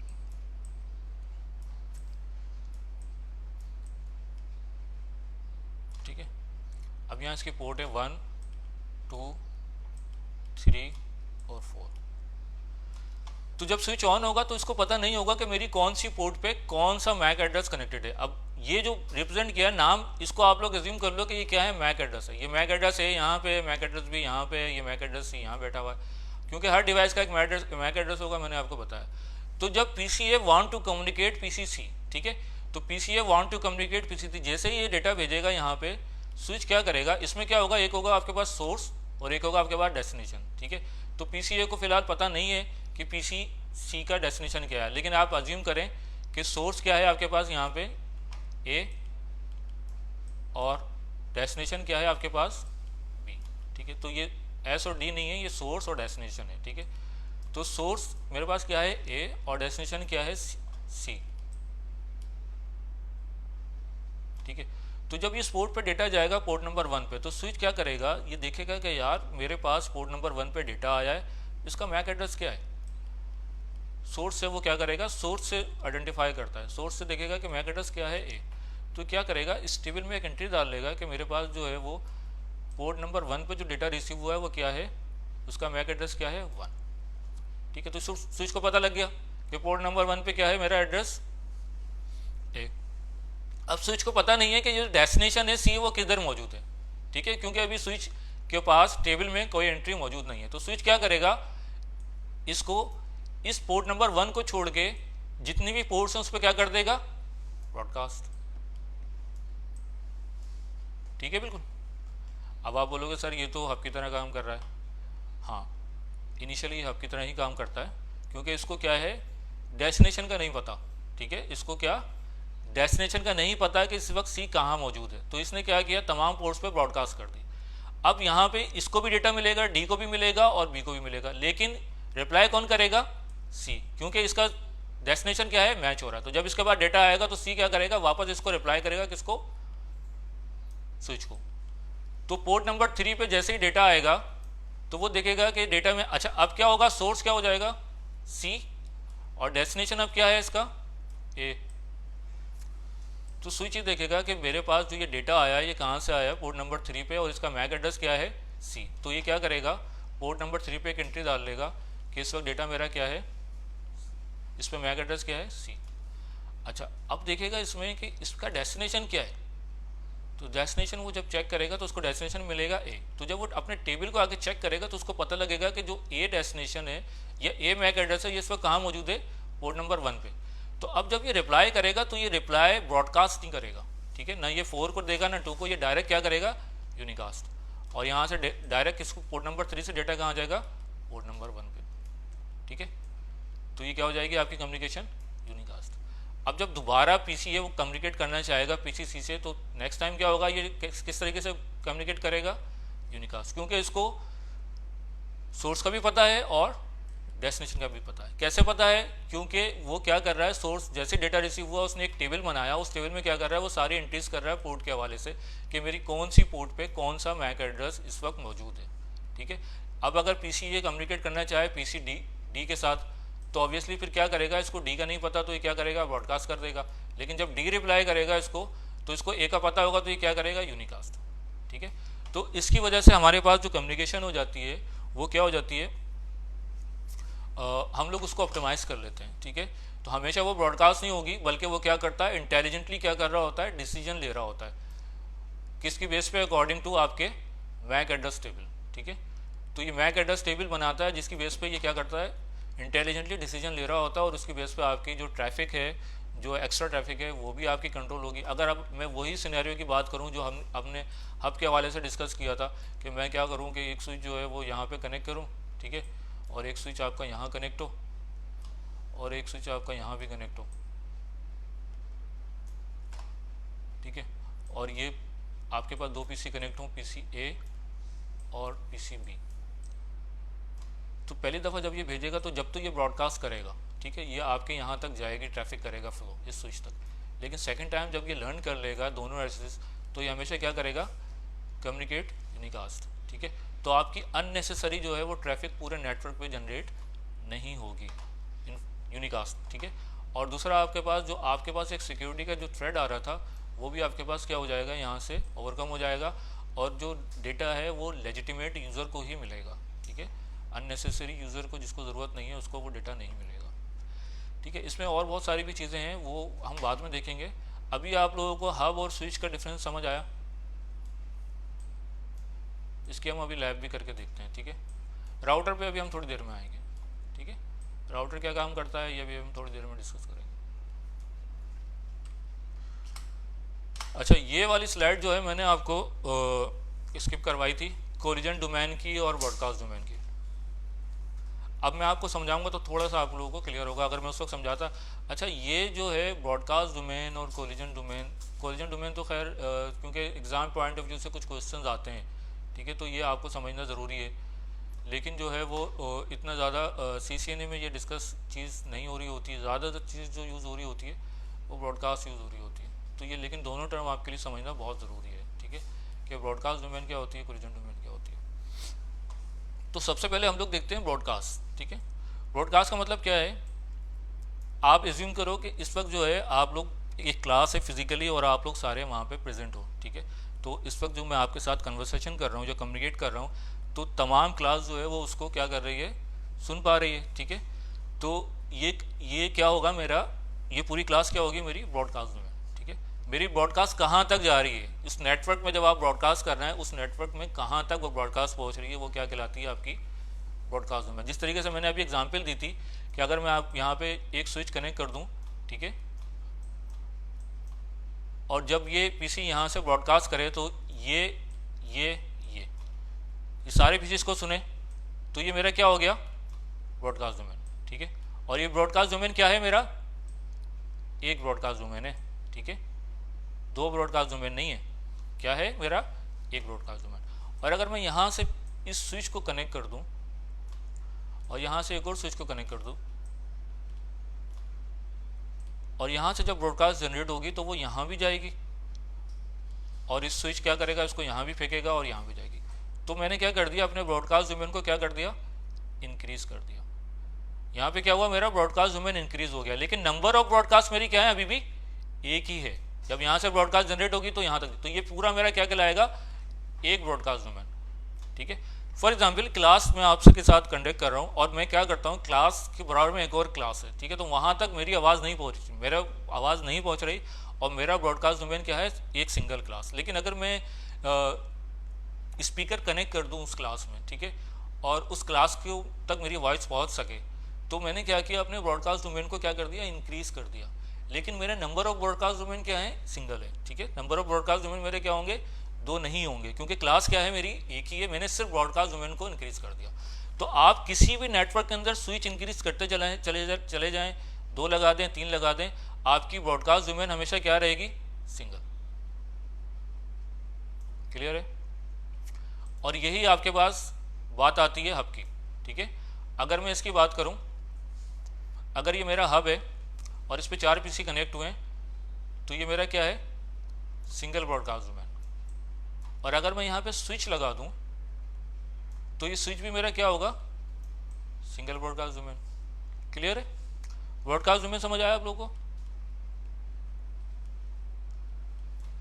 अच्छा, अब हम बात करते हैं कोलिजन डोमेन की। कोलिजन मैंने आपको बताया था कि कोलिजन क्या होता है। जब मैं हब के आपको एग्जांपल दे रहा था तो मैंने आपको उस वक्त बताया था कि साइमल्टेनियसली क्या करे, ये डिवाइस और ये डिवाइस आपस में कम्युनिकेट करना शुरू कर दें, ठीक है, आइडल कंडीशन में, ठीक है। तो क्या होगा, यहाँ पे डेटा क्या हो जाएगा, कोलाइड हो जाएगा आपका, ठीक है। तो जब डेटा कोलाइड हो जाएगा तो उसको क्या बोलते हैं हम लोग, कोलिजन डोमेन। तो अगर ये पीसी भेजे डेटा को और ये सारा कोलाइड हो जाए तो भी ये क्या कहलाएगा, सिंगल कोलिजन डोमेन। असल में होता ये है कि जो आपका हब होता है वो बेसिकली आपका इस तरीके से काम कर रहा होता है, ठीक है। अंदर जो है वो समझ लें आपकी एक सिंगल मीडिया होता है और इसके साथ जो है वो इस तरह ये पीसी कनेक्ट होते हैं।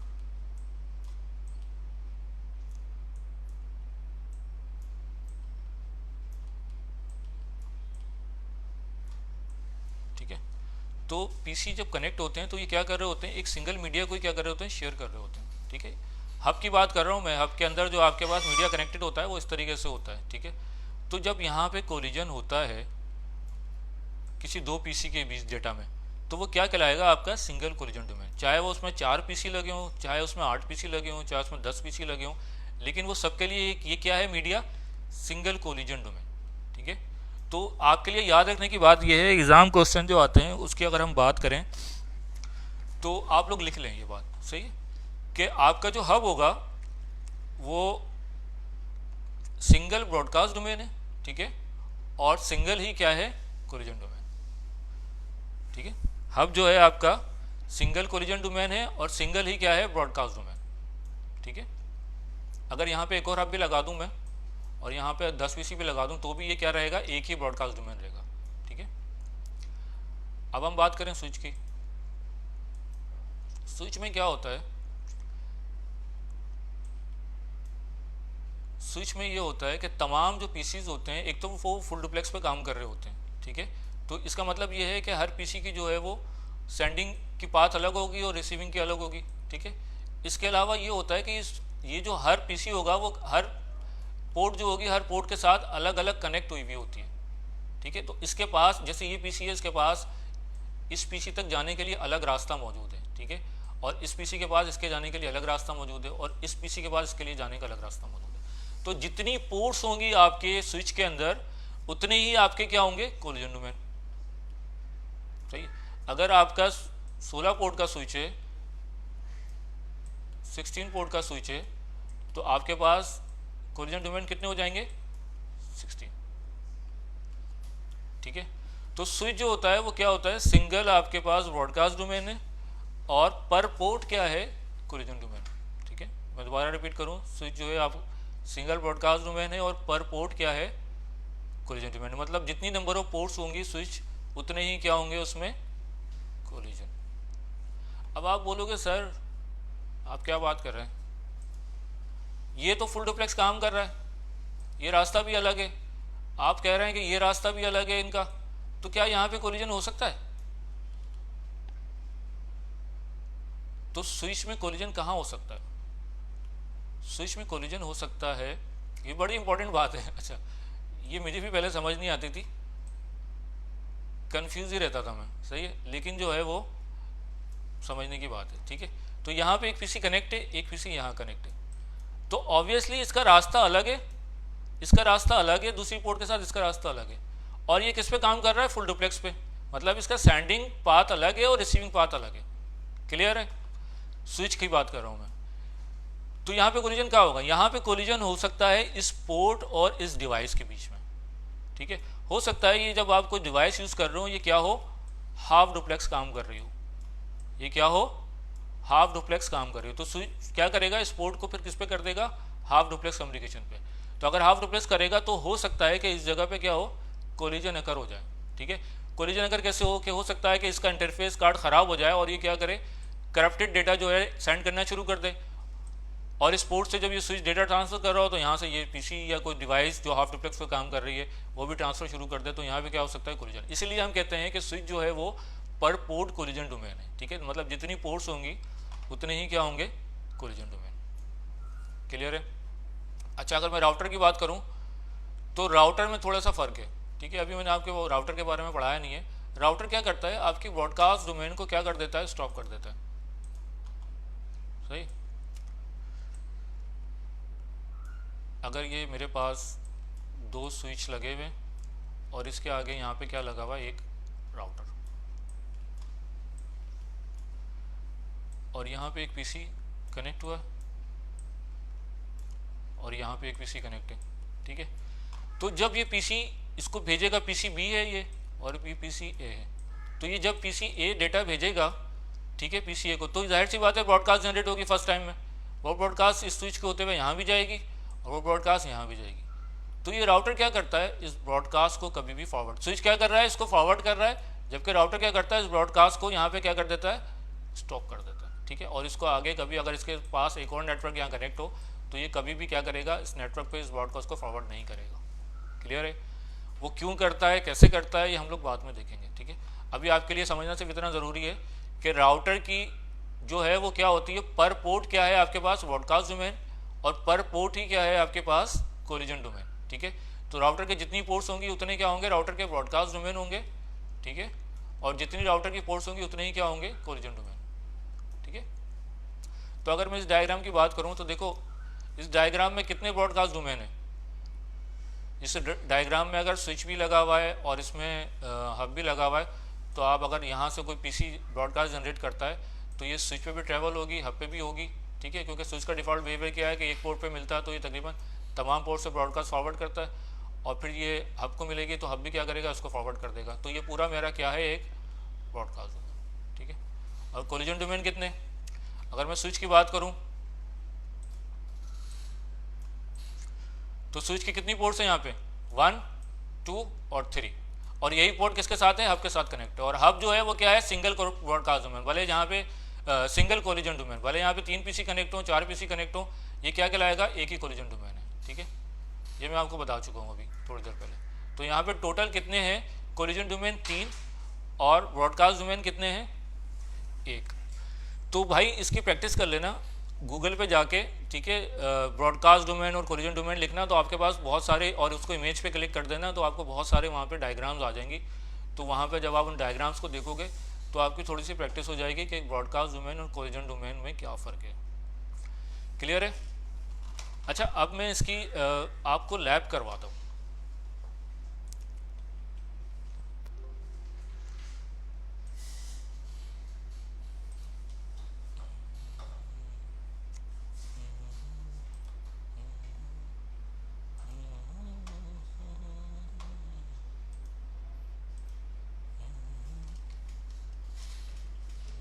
I can learn to understand you much better if I can get familiar with the way you talk. I need your permission to help.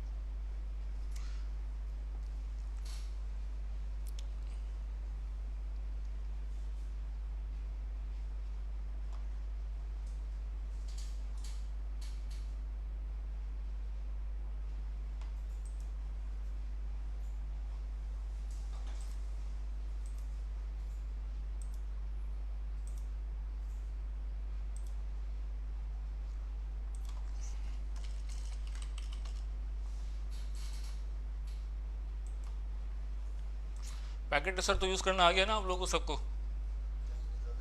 नहीं आया यूज़ करना यार। अब पैकेट ट्रेसर तो मैं अगर बताने बैठा था ना तो पूरी क्लास इसी में निकल जाएगी, ठीक है। तो मैं जिस तरह आपको करवाता रहूँगा, आप जो है वो साथ साथ करते रहना, बल्कि अभी नहीं करना, अभी तो आप देख लो सिर्फ, तो इसकी प्रैक्टिस करना, ठीक है। तो पैकेट ट्रेसर का जो हमारे पास इंटरफेस होता है, पैकेट ट्रेसर जो है वो सिस्को जो है वो का एमुलेशन सॉफ्टवेयर है, ठीक है। तो सिस्को रिकमेंड करता है, और हमारी तकरीबन CCNE की तमाम लैब जो हैं वो इस पैकेट ट्रेसर पे हो जाती हैं। तो इसके लिए कोई बहुत ज़्यादा रिसोर्सेज भी आपको नहीं चाहिए होती, ठीक है। तो वरना फिर आप GNS पे भी कर सकते हैं। GNS और इसमें फ़र्क ये है कि GNS में आप रियल iOS जो है वो यूज़ कर रहे होते हैं, और इसमें आपको ऐसी चीज़ें नहीं होती, फ्री के राउटर हैं, जो दिल चाहे जितने दिल चाहे स्विचेस लगाते रहें आप, और अपनी लैब बना के करते हैं। इसमें कुछ लिमिटेशंस हैं, जाहिर सी बात है, जब आप एडवांस लेवल पे जाएंगे तो NP के लैब्स आप इस पर नहीं कर सकेंगे, ठीक है। तो फिर उसके लिए आपको रियल डिवाइसेस चाहिए होंगी। तो अब अगर ये इंटरफेस आ गया, ठीक है, यहाँ पे अगर आप देखो कि डिवाइसेस नज़र आ रही हैं, एंड डिवाइसेस भी हैं, यहाँ पे राउटर्स भी हैं, स्विचेस भी हैं, हब्स भी हैं, ठीक है। और ये केबल्स अगर मैं इस पर कनेक्ट करूँगा तो ये सारी केबल्स आ रही हैं मेरे पास। ये केबल्स अभी मैंने आप लोगों को पढ़ाई नहीं है, ठीक है। तो अभी हम लोग सिर्फ क्या देख रहे हैं, हब और स्विच का, ठीक है। तो सबसे पहले मैं क्या करूँगा, यहाँ से मैं क्या करूँगा, एक स्विच उठाऊँगा, कोई भी स्विच आप लेकर करें, और ड्रैग और ड्रॉप, जूम करूँ, हाँ अभी मैं इसको जूम कर देता हूँ। अच्छा,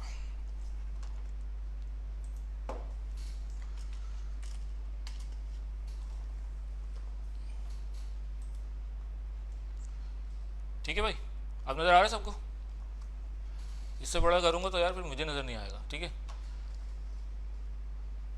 तो यहाँ पे आपके पास राउटर्स हैं, स्विचेस हैं, अगर डिवाइसेस की बात करूँगा मैं, ठीक है। और यहाँ पे आपके पास एंड डिवाइसेस आ रही हैं, ठीक है।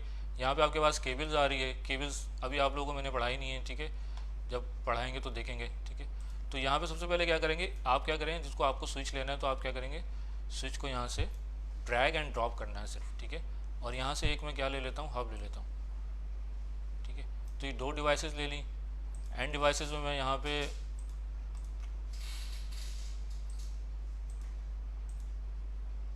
चार में यहाँ पे पीसी ले लेता हूँ फॉर स्विच, और 4 पीसी में ले लेता हूँ फॉर हब।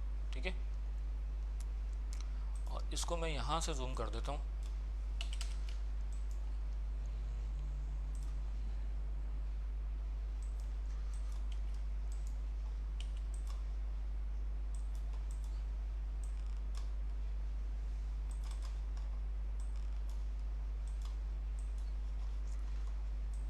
यार ये नोरोस पीसी इशू कर रहा है मेरे ख्याल से। हाँ अब ठीक हो गया, स्लो।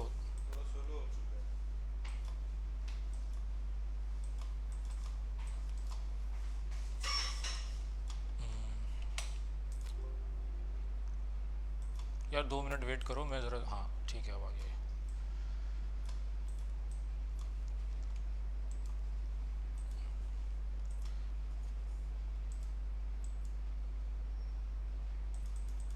ठीक है, अब नज़र आ रहा है सबको? मेरे ख्याल से अब आ रहा होगा सबको। ठीक है, इसको मैंने क्या कर दिया, कनेक्ट कर दिया स्विच के साथ।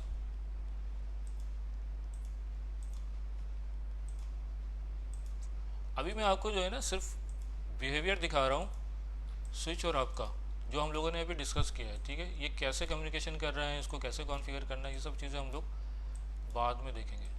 ठीक है,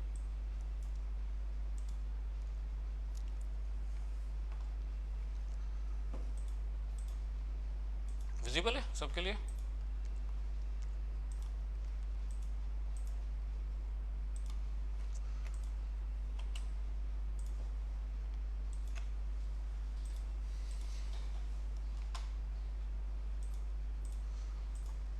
ठीक है, तो ये 2 नेटवर्क चल रहा है, एक हब है और मेरा एक स्विच है। इस स्विच के अंदर मैं जो हूँ वो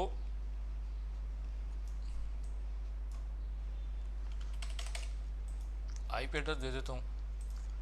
ठीक है, आईपी एड्रेस अभी आप लोगों ने पढ़ा नहीं है, इसलिए अभी आप इसके बारे में इतनी ज़्यादा फिक्र ना करें। ठीक है, तो स्विच को आप खोलेंगे तो डेस्कटॉप में जाके, क्योंकि मुझे दिखाना है आपको, तो आईपी एड्रेस तो देना पड़ेगा। ठीक है, तो यहाँ पे आप आईपी एड्रेस दे सकते हैं पीसीस को, क्योंकि कम्युनिकेशन के लिए आपके पास दोनों चीज़ें रिक्वायर्ड होती हैं। सही है, आईपी एड्रेस भी और मैक एड्रेस भी।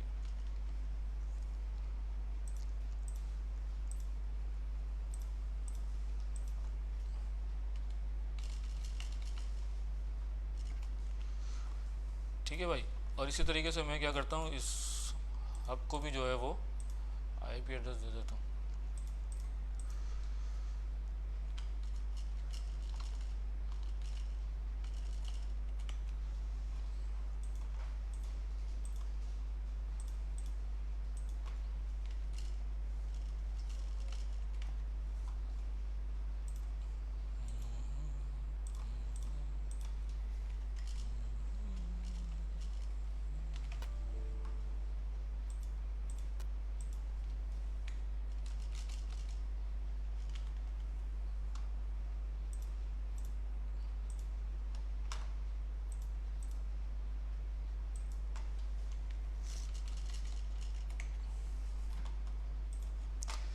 ठीक है, तो ये मेरा नेटवर्क है। अच्छा, अब आपको अगर मैक एड्रेस देखना हो किसी पीसी का, तो यहाँ पे मैं इसको फॉन्ट्स इसके बड़े कर लेता हूँ थोड़े से, ताकि आप लोगों के लिए ये विजिबल हो जाए।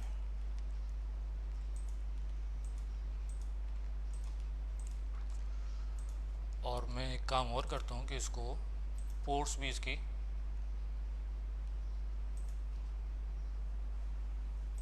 कर लेता हूँ। ठीक है, अब आपको यहाँ पे पीसी भी नज़र आ रहे होंगे और किस पोर्ट से कनेक्ट हैं वो भी नज़र आ रहे होंगे। ठीक है, तो ये पीसी आपके पास F01, F02, F03। ठीक है, तो अगर आपको देखना है कि यार इस पीसी का मैक एड्रेस क्या है, तो आप क्या करेंगे, कमांड प्रॉम्प्ट पे आएंगे और यहाँ पे आप टाइप करेंगे IP config/all। ठीक है,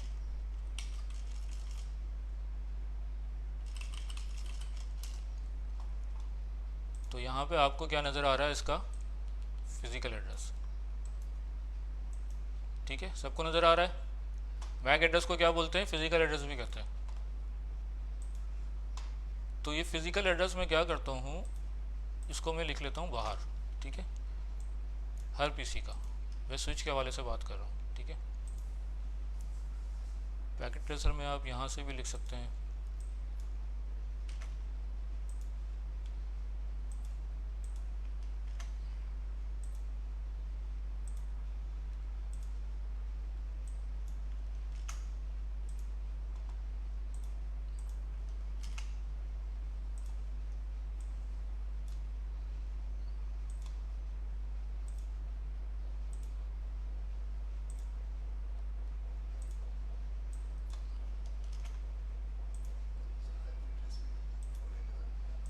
क्या नज़र नहीं आ रहा?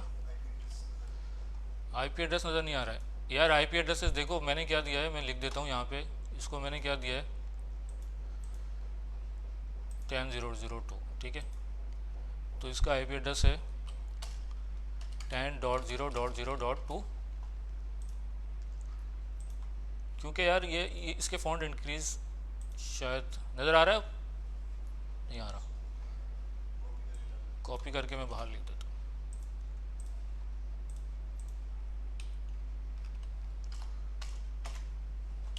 ठीक है भाई,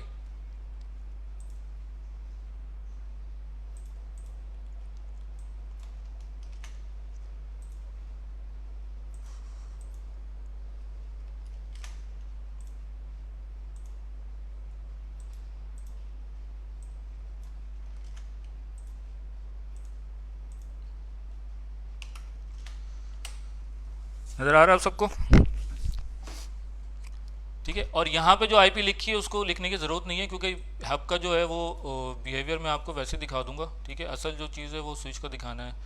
तो अब मैं यहाँ पे दो मोड होते हैं आपके, अगर आपको यहाँ नज़र आ रहा हो, राइट बॉटम पे अगर मैं देखूंगा, आपके राइट बॉटम पे एक रियल टाइम मोड होता है और एक आपका होता है सिमुलेशन मोड। ठीक है, तो सबसे पहले मैं आपको दिखाता हूँ कि आपके स्विच के अंदर मैक एड्रेस टेबल कहाँ पे बनता है, बल्कि उसको छोड़ के पहले मैं हब का आपकी कम्युनिकेशन दिखाता हूँ। ठीक है, तो हब पे हम लोगों ने दो चीज़ें देखी जो मैंने आपको बताई थी कि एक तो हब हमेशा क्या करता है, ब्रॉडकास्ट करता है, और दूसरा कोलिजन। ठीक है, तो वो चीज़ें हमने देखनी है। ठीक है, तो मैं क्या कर रहा हूँ, यहाँ ऊपर जो बार है ये, यहाँ से मैंने क्या किया, एक पैकेट को सेलेक्ट किया। ठीक है, और यहाँ से सोर्स, और ये क्या हो गई मेरी, इसको पहले मैं सिमुलेशन मोड में करूँगा। ठीक है, सिमुलेशन मोड में मैं क्या करूँगा, इसको सेलेक्ट करूँगा। सिमुलेशन मोड करने का फ़ायदा ये होता है कि आप जो है वो पैकेट की जो है मूवमेंट जो है रियल टाइम में देख सकते हैं। ठीक है, वरना आपको पता नहीं लगेगा कि क्या हुआ। तो यहाँ से मैंने इसको सोर्स सेलेक्ट की, और यहाँ से मैंने क्या सेलेक्ट की, डेस्टिनेशन। ठीक है, तो मेरी सोर्स और ये क्या हो गई मेरी PC6 क्या हो गया, डेस्टिनेशन। तो यहाँ पे ये फॉरवर्ड का बटन होता है। अगर मैं फॉरवर्ड करूँगा, ये पैकेट जो है क्या है, अभी आर्प जनरेट कर रहा है। ठीक है, तो आर्प जो है रिक्वेस्ट, ये अभी हम लोगों ने प्रोटोकॉल पढ़ा नहीं है, आर्प प्रोटोकॉल, तो अभी आप लोगों को इसके बारे में इतनी ज़्यादा परेशान होने की ज़रूरत नहीं है। हम लोग सिर्फ क्या देख रहे हैं, आपका डिफ़ॉल्ट बिहेवियर जो हम लोगों ने अभी थोड़ी देर पहले पढ़ा था। ठीक है, तो मैं क्या कर रहा हूँ, इसको फॉरवर्ड कर रहा हूँ। तो ये फॉरवर्ड अगर होगा तो ये आपकी पोर्ट नंबर F0 पे आया। ठीक है, तो अब क्या करेगा, इसको हम लोगों ने डिस्कस किया कि उस पोर्ट को छोड़ के तमाम पोर्ट पे क्या कर देगा, बोलो भाई, फॉरवर्ड कर देगा। ठीक है, तो इसने क्या किया, इसको तमाम पोर्ट पे क्या कर दिया, फॉरवर्ड कर दिया। लेकिन इसका डेस्टिनेशन क्या था, PC6, तो बाकी सब ने इसको क्या कर दिया, डिस्कार्ड कर दिया ऑब्वियसली, क्योंकि उसमें डेस्टिनेशन नहीं था उनका। जिसका डेस्टिनेशन PC6 का था उसने क्या किया, उसको रिसीव। अब जब ये PC6 फॉरवर्ड करेगा वापस, ठीक है, तो PC6 क्या हो जाएगा, सोर्स, और डेस्टिनेशन क्या हो जाएगा, PC जो भी है ये PC। ठीक है, PC4 है मेरे ख्याल से। ठीक है, अब ये दोबारा आया आपके पास, अब आपने क्या किया, इसको दोबारा से ब्रॉडकास्ट कर दिया। ठीक है, तो अगर ये 10 PC लगे हों या 20 PC लगे हों, ये हमेशा क्या करेगा, ब्रॉडकास्ट। ठीक है, ये कभी भी यूनिकास्ट नहीं करेगा। क्लियर है, आप लोगों को दिख भी रहा होगा ये कि ये हमेशा क्या कर रहा है, ब्रॉडकास्ट। क्लियर है यहाँ तक? ठीक है, इसको मैं दोबारा रियल टाइम में आता हूँ, और अब मैं इसका एक और आपको बिहेवियर दिखाता हूँ।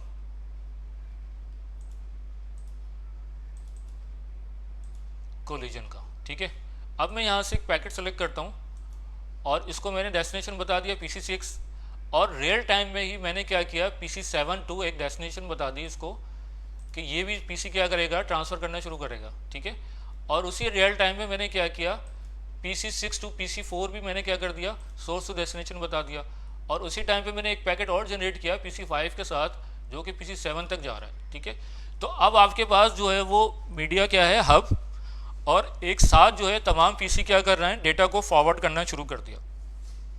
ठीक है, इन दोनों ने सेंस, चारों ने सेंस किया कि इस वक्त जो है लिंक आइडियल है और हम जो है डेटा को फॉरवर्ड करते हैं। तो जब ये डेटा हब के पास आएगा, ठीक है, तो यहाँ पे क्या हो जाएगा, कोलिजन।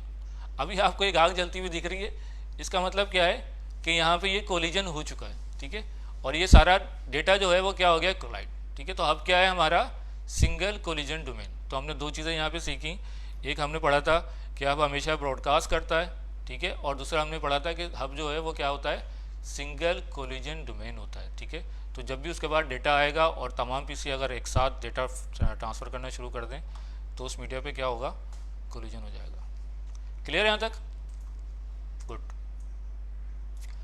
अब मैं इसको क्या करता हूँ, यहाँ से डिलीट कर देता हूँ। चलो डिलीट नहीं करते, इसको साइड पे कर देते हैं। ठीक है, और अब मैं आ गया स्विच के पास। ठीक है, अब यही काम हम देखेंगे स्विच के ऊपर। अच्छा, स्विच में मैंने आपको बताया था कि iOS होता है। ठीक है, तो iOS का मतलब क्या है कि इस डिवाइस को मैं एक्सेस कर सकता हूँ। अब एक्सेस करने के जो है ना दो मेथड होते हैं। एक्सेस करने के क्या होते हैं, दो मेथड होते हैं। अब देखो यार, लॉकडाउन का दौर है। ठीक है, तो अगर आप किसी दोस्त के साथ कम्युनिकेशन करना चाहते हैं तो ये दो तरीके हैं, या तो वो दोस्त आपके पास फिजिकली मौजूद हो ताकि आप उससे जो है 1 to 1 बात कर सकें। ठीक है, या फिर वो दोस्त अगर आपके पास मौजूद ना हो तो आप उससे कैसे बात करेंगे, आप फ़ोन उठाएंगे और उसको कॉल कर लेंगे। ठीक है, तो उसको एक्सेस करने के आपके पास कितने मेथड हो गए, दो। एक क्या हो गया फिजिकल, जबकि आप उस दोस्त के पास मौजूद थे फिजिकली। ठीक है, और एक क्या था रिमोटली, जब आपका दोस्त आपके पास मौजूद नहीं था तो आपने एक्सेस लिया। ठीक है, तो दुनिया में अब तक जो है वो सिर्फ दो ही तरीके हैं डिवाइसेस को एक्सेस करने के, एक आपके पास फिजिकली और एक है रिमोटली। इसके अलावा कोई तीसरा मेथड अब तक ना बना है और ना बनेगा। ठीक है, तो डिवाइस के पास अगर आप मौजूद हो, अच्छा ये हम लोग चीज़ें देखेंगे जब रिमोट में आपको करवाऊंगा कि डिवाइस को जो है वो रिमोटली किस तरीके से एक्सेस करते हैं, तो फिर मैं आपको लैब भी करवाऊंगा उसकी। ठीक है, तो डिवाइस को एक्सेस करने के जाहिर सी बात है, डिवाइस में जब iOS होता है तो इसमें कोई मॉनिटर नहीं होता, तो हम इसको एक्सेस करने के लिए हम लोगों को एक सॉफ्टवेयर यूज़ करना पड़ता है, टर्मिनल सॉफ्टवेयर, जिसके थ्रू हम डिवाइस को एक्सेस करते हैं। तो उसकी लैब हम करेंगे इंशाल्लाह नेक्स्ट क्लास में। तो लेकिन पैकेट ट्रेसर आपको एक और फैसिलिटी देता है कि आप इसको डायरेक्ट भी एक्सेस कर सकते हैं। ठीक है, तो आप जो है अगर टर्मिनल सॉफ्टवेयर के थ्रू एक्सेस करना चाहें तो आपको यहाँ पे एक एक्स्ट्रा PC कनेक्ट करना पड़ेगा और उसको कनेक्ट करना पड़ेगा कंसोल पोर्ट के साथ, और वहाँ से आपको एक्सेस लेना पड़ेगा उसका। ठीक है, जो कि अभी हम लैब नहीं कर रहे, अभी हम क्या कर रहे हैं, डायरेक्ट एक्सेस कर रहे हैं, जो कि हम लोगों को आपको फीचर प्रोवाइड करता है पैकेट ट्रेसर कि आप डिवाइसेस को डायरेक्ट कमांड लाइन से एक्सेस कर सकते हैं। ठीक है, तो आप स्विच को खोलें और यहाँ पे अगर मैं इसको मैक्सिमाइज़ करूँ तो ये सारी पोर्ट्स नज़र आ रही हैं। ठीक है, और मेरी सारी 4 पोर्ट्स पे इनमें से जो है वो PC कनेक्ट है। तो यहाँ पे एक थर्ड टैब आ रहा है CLI। ठीक है, कमांड लाइन इंटरफेस। जब आप वहाँ पे एक्सेस करेंगे तो आप क्या करेंगे, स्विच के मोड में चले जाएंगे। ठीक है, और स्विच के iOS को क्या करेंगे, एक्सेस करेंगे। अब इसमें कुछ लेवल्स होते हैं, ये मैं नेक्स्ट क्लास में पढ़ाऊँगा, अभी टाइम मेरे ख्याल से थोड़ा सा रह गया है, तो हम स्विच के लैब कर लेते हैं। ठीक है,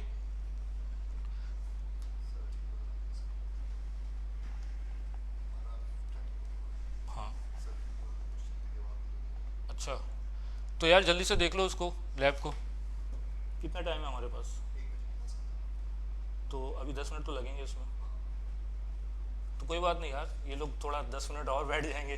ठीक है भाई, कोई मसला तो नहीं है ना, क्योंकि ये लैब कंप्लीट कर लें, ये इंपॉर्टेंट लैब है। अभी हम लोगों ने सब कुछ पढ़ा है तो उसको कंप्लीट कर लें। थोड़ा सा अगर हम 5 मिनट अगर हम लोग एक्सिट भी कर जाएंगे तो कोई इशू नहीं। यार इसको जूम में कैसे करूँगा, अच्छा मैं मैग्नीफायर चला लेता हूँ इसको। ठीक है, तो ये आप किस पे आ गए, कमांड लाइन इंटरफेस पे आ गए स्विच की। तो यहाँ पे इनेबल करेंगे, इसमें मोड होते हैं, मैं आपको बता दूंगा नेक्स्ट क्लास में, अभी इसमें इतनी ज़रूरी नहीं है। तो आप इनेबल करके प्रिविलेज मोड में चले जाते हैं इसके। ठीक है, तो यहाँ पे एक कमांड होती है show MAC dash address table. ठीक है, तो ये आपको क्या दिखाएगा, मैक एड्रेस टेबल दिखाएगा, जो कि इस वक्त क्या है, ब्लैंक है, क्योंकि इस वक्त किसी भी पीसी ने कोई भी कम्युनिकेशन शुरू नहीं की है। ठीक है, तो इस वक्त क्या है, ये ब्लैंक है। अब मैं क्या करता हूं, एक पैकेट जनरेट करता हूं PC0 to PC2।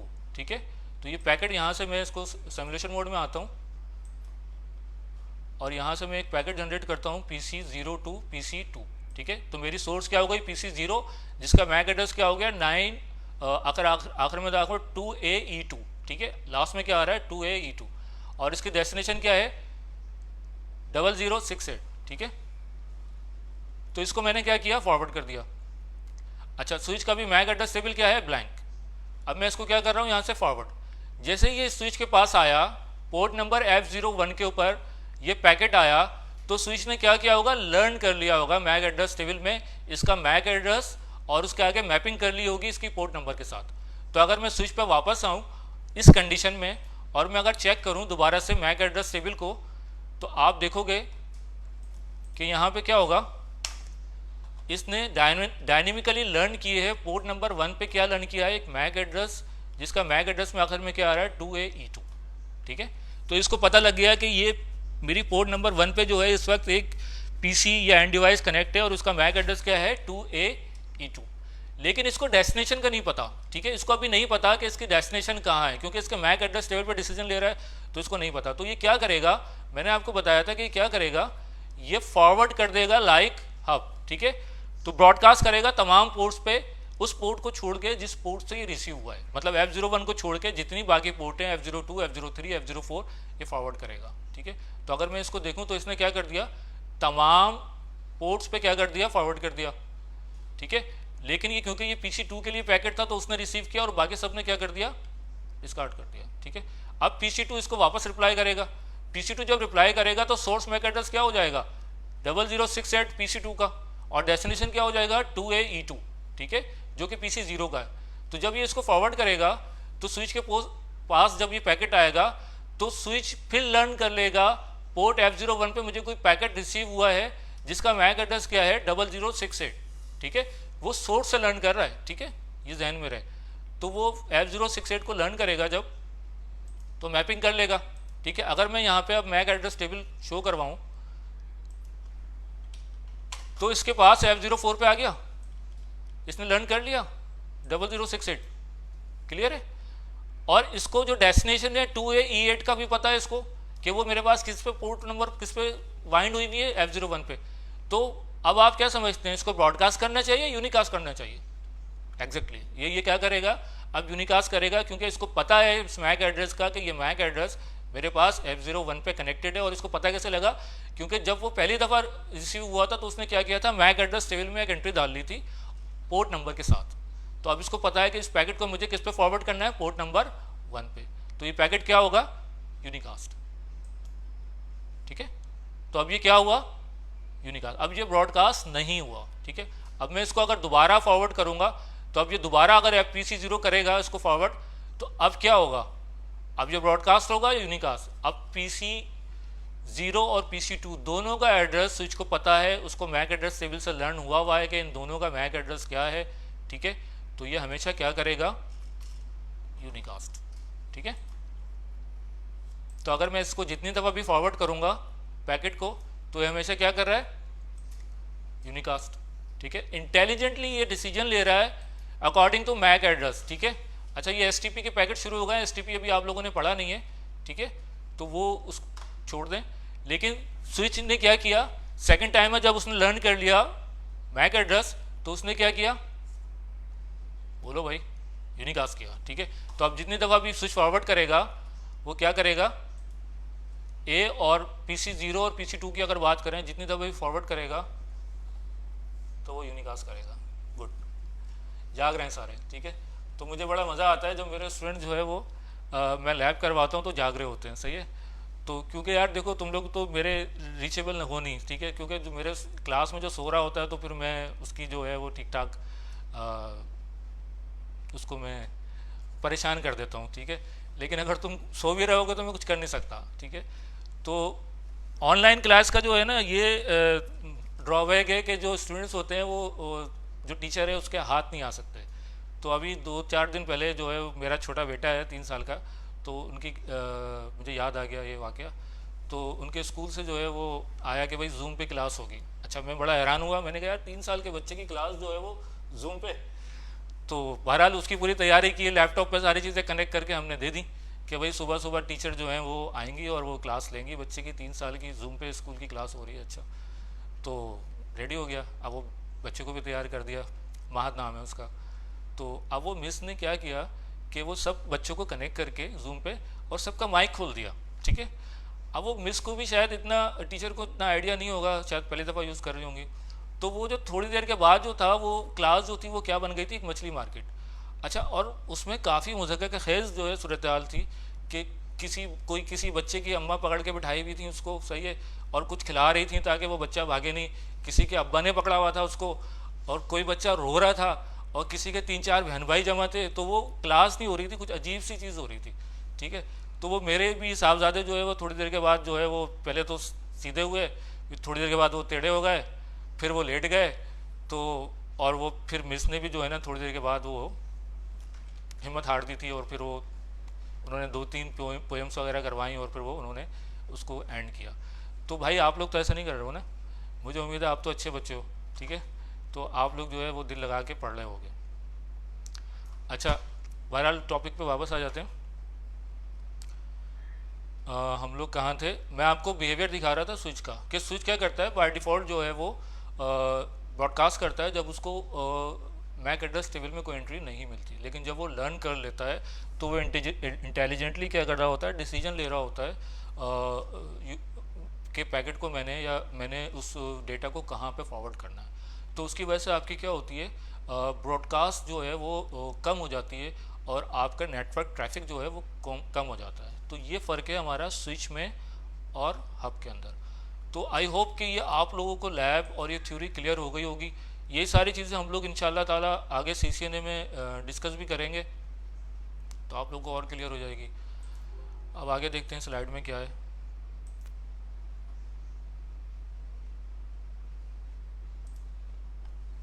Broadcast domain और कोलिजन डोमेन क्लियर है आप लोगों को?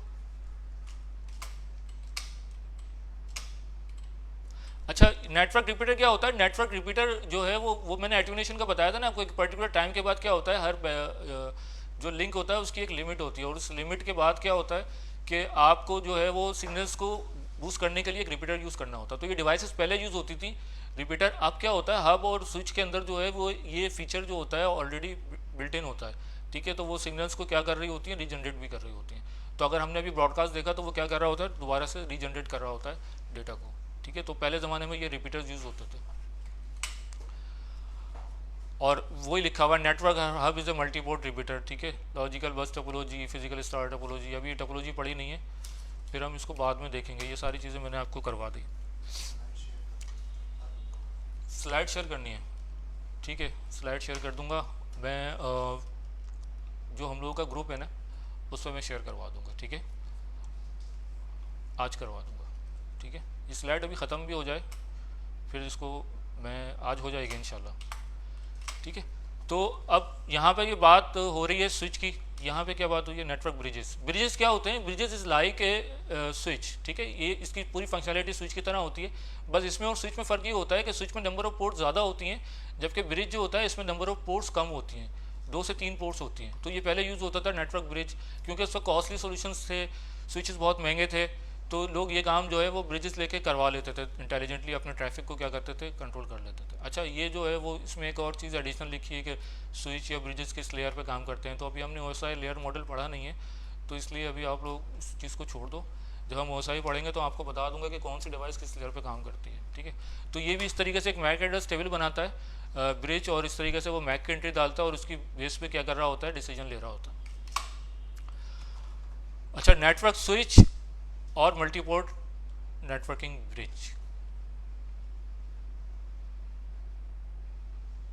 ये सारी चीज़ें मैंने आपको बता दी कि learns MAC address of device attach to each port, ठीक है। ये स्विच का काम है, अब हम स्विच का काम देख रहे हैं, ठीक है। ये switch port is a collision domain, जितनी पोर्ट्स होंगी उतने कोलिजन डोमेन होंगे, ठीक है। 100% bandwidth available to each switch port. ये इसका क्या मतलब है कि अगर देखो, अगर मैं हब की बात करूँ तो हब में अगर ये लिंक मेरे पास हब है और यहाँ पे मेरे पास कितने पीसी कनेक्ट हैं, 2। और ये मेरे पास जो लिंक है ये कितने एमबीपीएस है, इसकी बैंडविड्थ क्या है, 100 एमबीपीएस, ठीक है। तो अगर मैं 2 पीसी इस पे कनेक्ट करूँगा तो ये क्योंकि सिंगल मीडिया को शेयर कर रहे हैं तो यहाँ पे क्या होगी, आपकी बैंडविड्थ डिवाइड हो जाएगी। तो ये क्या करेंगे, डिवाइडेड बाय 2 हो जाएगा, ठीक है। और अगर मैं यहाँ पे 4 पीसी कनेक्ट कर दूं तो ये क्या हो जाएगा, डिवाइडेड बाय 4। तो हर पीसी को कितनी बैंडविड्थ मिलेगी, 25 MB, ठीक है। तो ये काम किसका हो रहा है, हब का, ठीक है। लेकिन अगर मैं स्विच की बात करूं तो स्विच में क्या होता है, एक तो फुल डुप्लेक्स काम कर रहा होता है, मैंने आपको बताया, ठीक है। दूसरा ये कि स्विच में हर पोर्ट के लिए क्या होती है, एक अलग से जो है A6 की चिप्स लगी हुई होती है, जो क्या होती है, हर पोर्ट को एक अलग पोर्ट से कनेक्ट किया हुआ होता है। तो एक पोर्ट को दूसरी पोर्ट तक जाने के लिए एक अलग रास्ता होता है, ठीक है। तो अगर ये 100 MB का लिंक है मेरा, तो इस पोर्ट पे आपको कंप्लीट 100 MB मिलेगी, ठीक है। ऐसा नहीं है कि ये डिवाइड हो जाएगी। तो अगर ये 16 पोर्ट स्विच है तो तमाम पोर्ट्स को 100 MB मिल रही होगी, ठीक है। तो यही बात है इसकी कि 100% bandwidth available to each switch port, ठीक है। और every switch port can send receive simultaneously, क्योंकि हमें पता है कि ये क्या है, फुल डुप्लेक्स काम कर रहा होता है, ठीक है। और फुल डुप्लेक्स लिंक होता है, ठीक है। Switch is use MAC address to forward traffic within a single network, ये भी हम लोगों ने देख लिया, ठीक है। तो फिर आज की क्लास जो है वो हम लोग यहाँ पे एंड करते हैं। स्विच और रिपीटर हब के बारे में हम लोगों ने पढ़ लिया। अब मेरे ख्याल से राउटर रह गया है, ठीक है। तो ये थोड़ी सी लंबी डिस्कशन होगी, इंशाल्लाह इसको हम नेक्स्ट क्लास में करेंगे। तो ये स्लाइड आपकी कंप्लीट हो जाएगी। तो आज तक के लिए जो है इंशाल्लाह कंप्लीट करते हैं इसको, और इंशाल्लाह नेक्स्ट क्लास में होगी। तो सर अली मुगल आपसे शायद कुछ बात करना चाह रहे हैं, तो over to sir Ali Mughal, फिर इंशाल्लाह आपसे नेक्स्ट क्लास में मुलाकात होगी।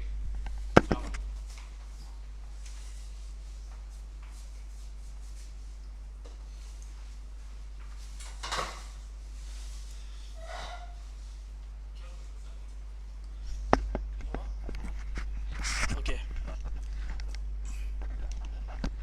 सो दोस्तों, मुझे टीम कह रही है कि कुछ एरियाज़ में कुछ इश्यूज आ रहे हैं आप लोगों को। एक तो मसला ये आ रहा है कि you people did not submit the assignment.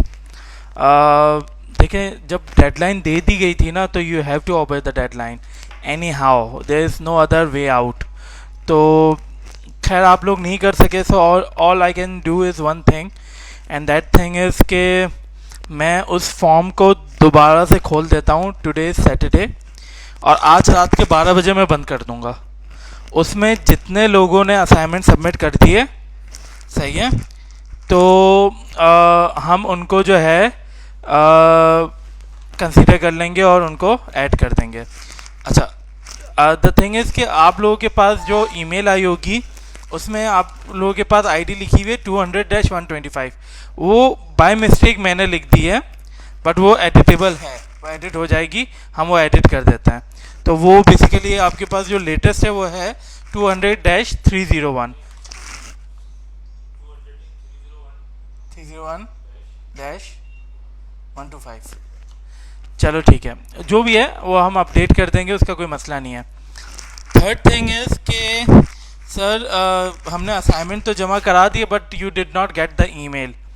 देखो, दोबारा से मैं कह रहा हूँ, check your personal email, check the spam, check the promotional, check the social area of your email।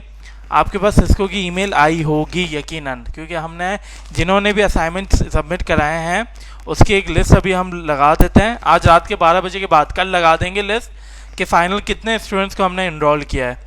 तो उस लिस्ट से भी आप लोग अपने आप को वेरीफाई कर सकते हैं, और हम इससे बता देंगे कि कितने लोगों ने जो है कितने लोगों को हमने ऐड कर दिया है। ईमेल अगर आई है, अकाउंट नहीं बन पा रहा, तो फिर यार आप लोग उसमें फॉर्म फिल करना होता है, उस फॉर्म को फिल कर रहे हैं और उसके बिहाफ में आपका अकाउंट बन जाएगा। फ़ारूक, ईमेल आई है और अकाउंट नहीं बन पा रहा, तो वो तो इनको जो नए ईमेल गई हैं उनको तो फॉर्म फिल करना है ना, उसके बिहाफ में इनका अकाउंट बन जाएगा। तो please do it, and mobile पे ना खोलें। इसको डेस्कटॉप में खोलें और क्रोम से खोलें। मोबाइल से करेंगे आप लोग तो you won't be able to do it. I recommend that आप लोग इसको डेस्कटॉप से करें और डेस्कटॉप से क्रोम से करें ताकि आप लोगों के पास इश्यूज आना बंद हो जाए। सो that's it. I hope that you people, sorry, किसी ने अगर रॉन्ग ईमेल डाल दी है तो उसमें मैंने बहुत क्लियरली फॉर्म में लिखा हुआ है कि सोच समझ के दिमाग को हाजिर रखते हुए ख्याल करते हुए सुकून से ईमेल लिखें so that there should not be any issue. But अगर आपने गलत ईमेल लिख दिए so I am sorry, we can not do anything. So that's it. I think we can now wind up with the class. I hope that you people have learned something very good out of today's class. Farooq will be here for you people throughout this course, and inshallah he's the one who is definitely going to lead you towards the success. जिन्होंने assignment submit कर दिया उनको दोबारा assignment submit नहीं कर सकते, this for sure. Anything else? अच्छा, ये मुझे कह रहा था कि सर जो पुरानी आईडी पे ऑलरेडी अगर किसी ने सीसीए ने पुराना किया हुआ है तो वो ऐड हो जाएगा।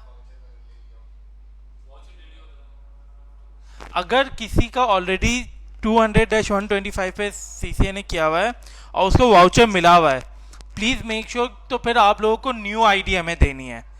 और जिसका आज तक सीसीए ने जिसने नहीं किया वो तो बिल्कुल रिलैक्स हो जाए, उनको जो ईमेल आई है उसको फॉलो अप करें और उसके थ्रू वो अपने काम को कंप्लीट करते हैं। So that's it. Farooq, is there any assignment to give to the students? अच्छा ठीक है, फारूक आपको जो है ग्रुप में बता देंगे what you people are suppose to do for this particular week. I hope that you people will definitely be very serious in this throughout the course, और आप लोग लाइव क्लास लाजमी अटेंड करें because there are few things. आप class को छोड़ेंगे, बाद में रमज़ान का महीना है, you people are engage in so many activities, probably you won't be able to take up with the class. अजान हो रही है, फिर एक बात आपको बतानी है।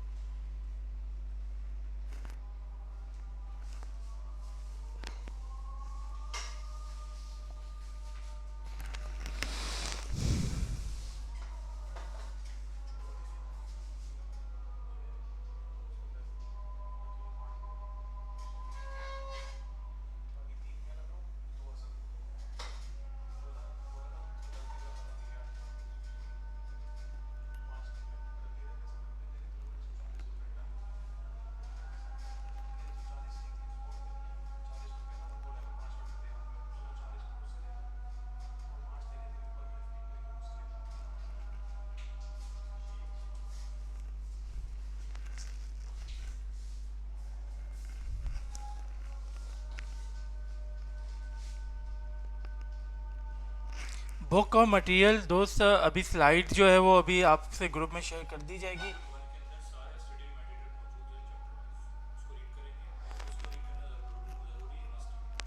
आप लोग जब पोर्टल में जाएंगे ना तो पोर्टल में आपके पास ऑलरेडी सारा मटेरियल मौजूद है मॉड्यूल 1 का, तो आप लोग वहाँ से स्टडी कर सकते हैं और आपको लाजमी वहाँ से स्टडी करना है। अजान कंप्लीट नहीं हुई है।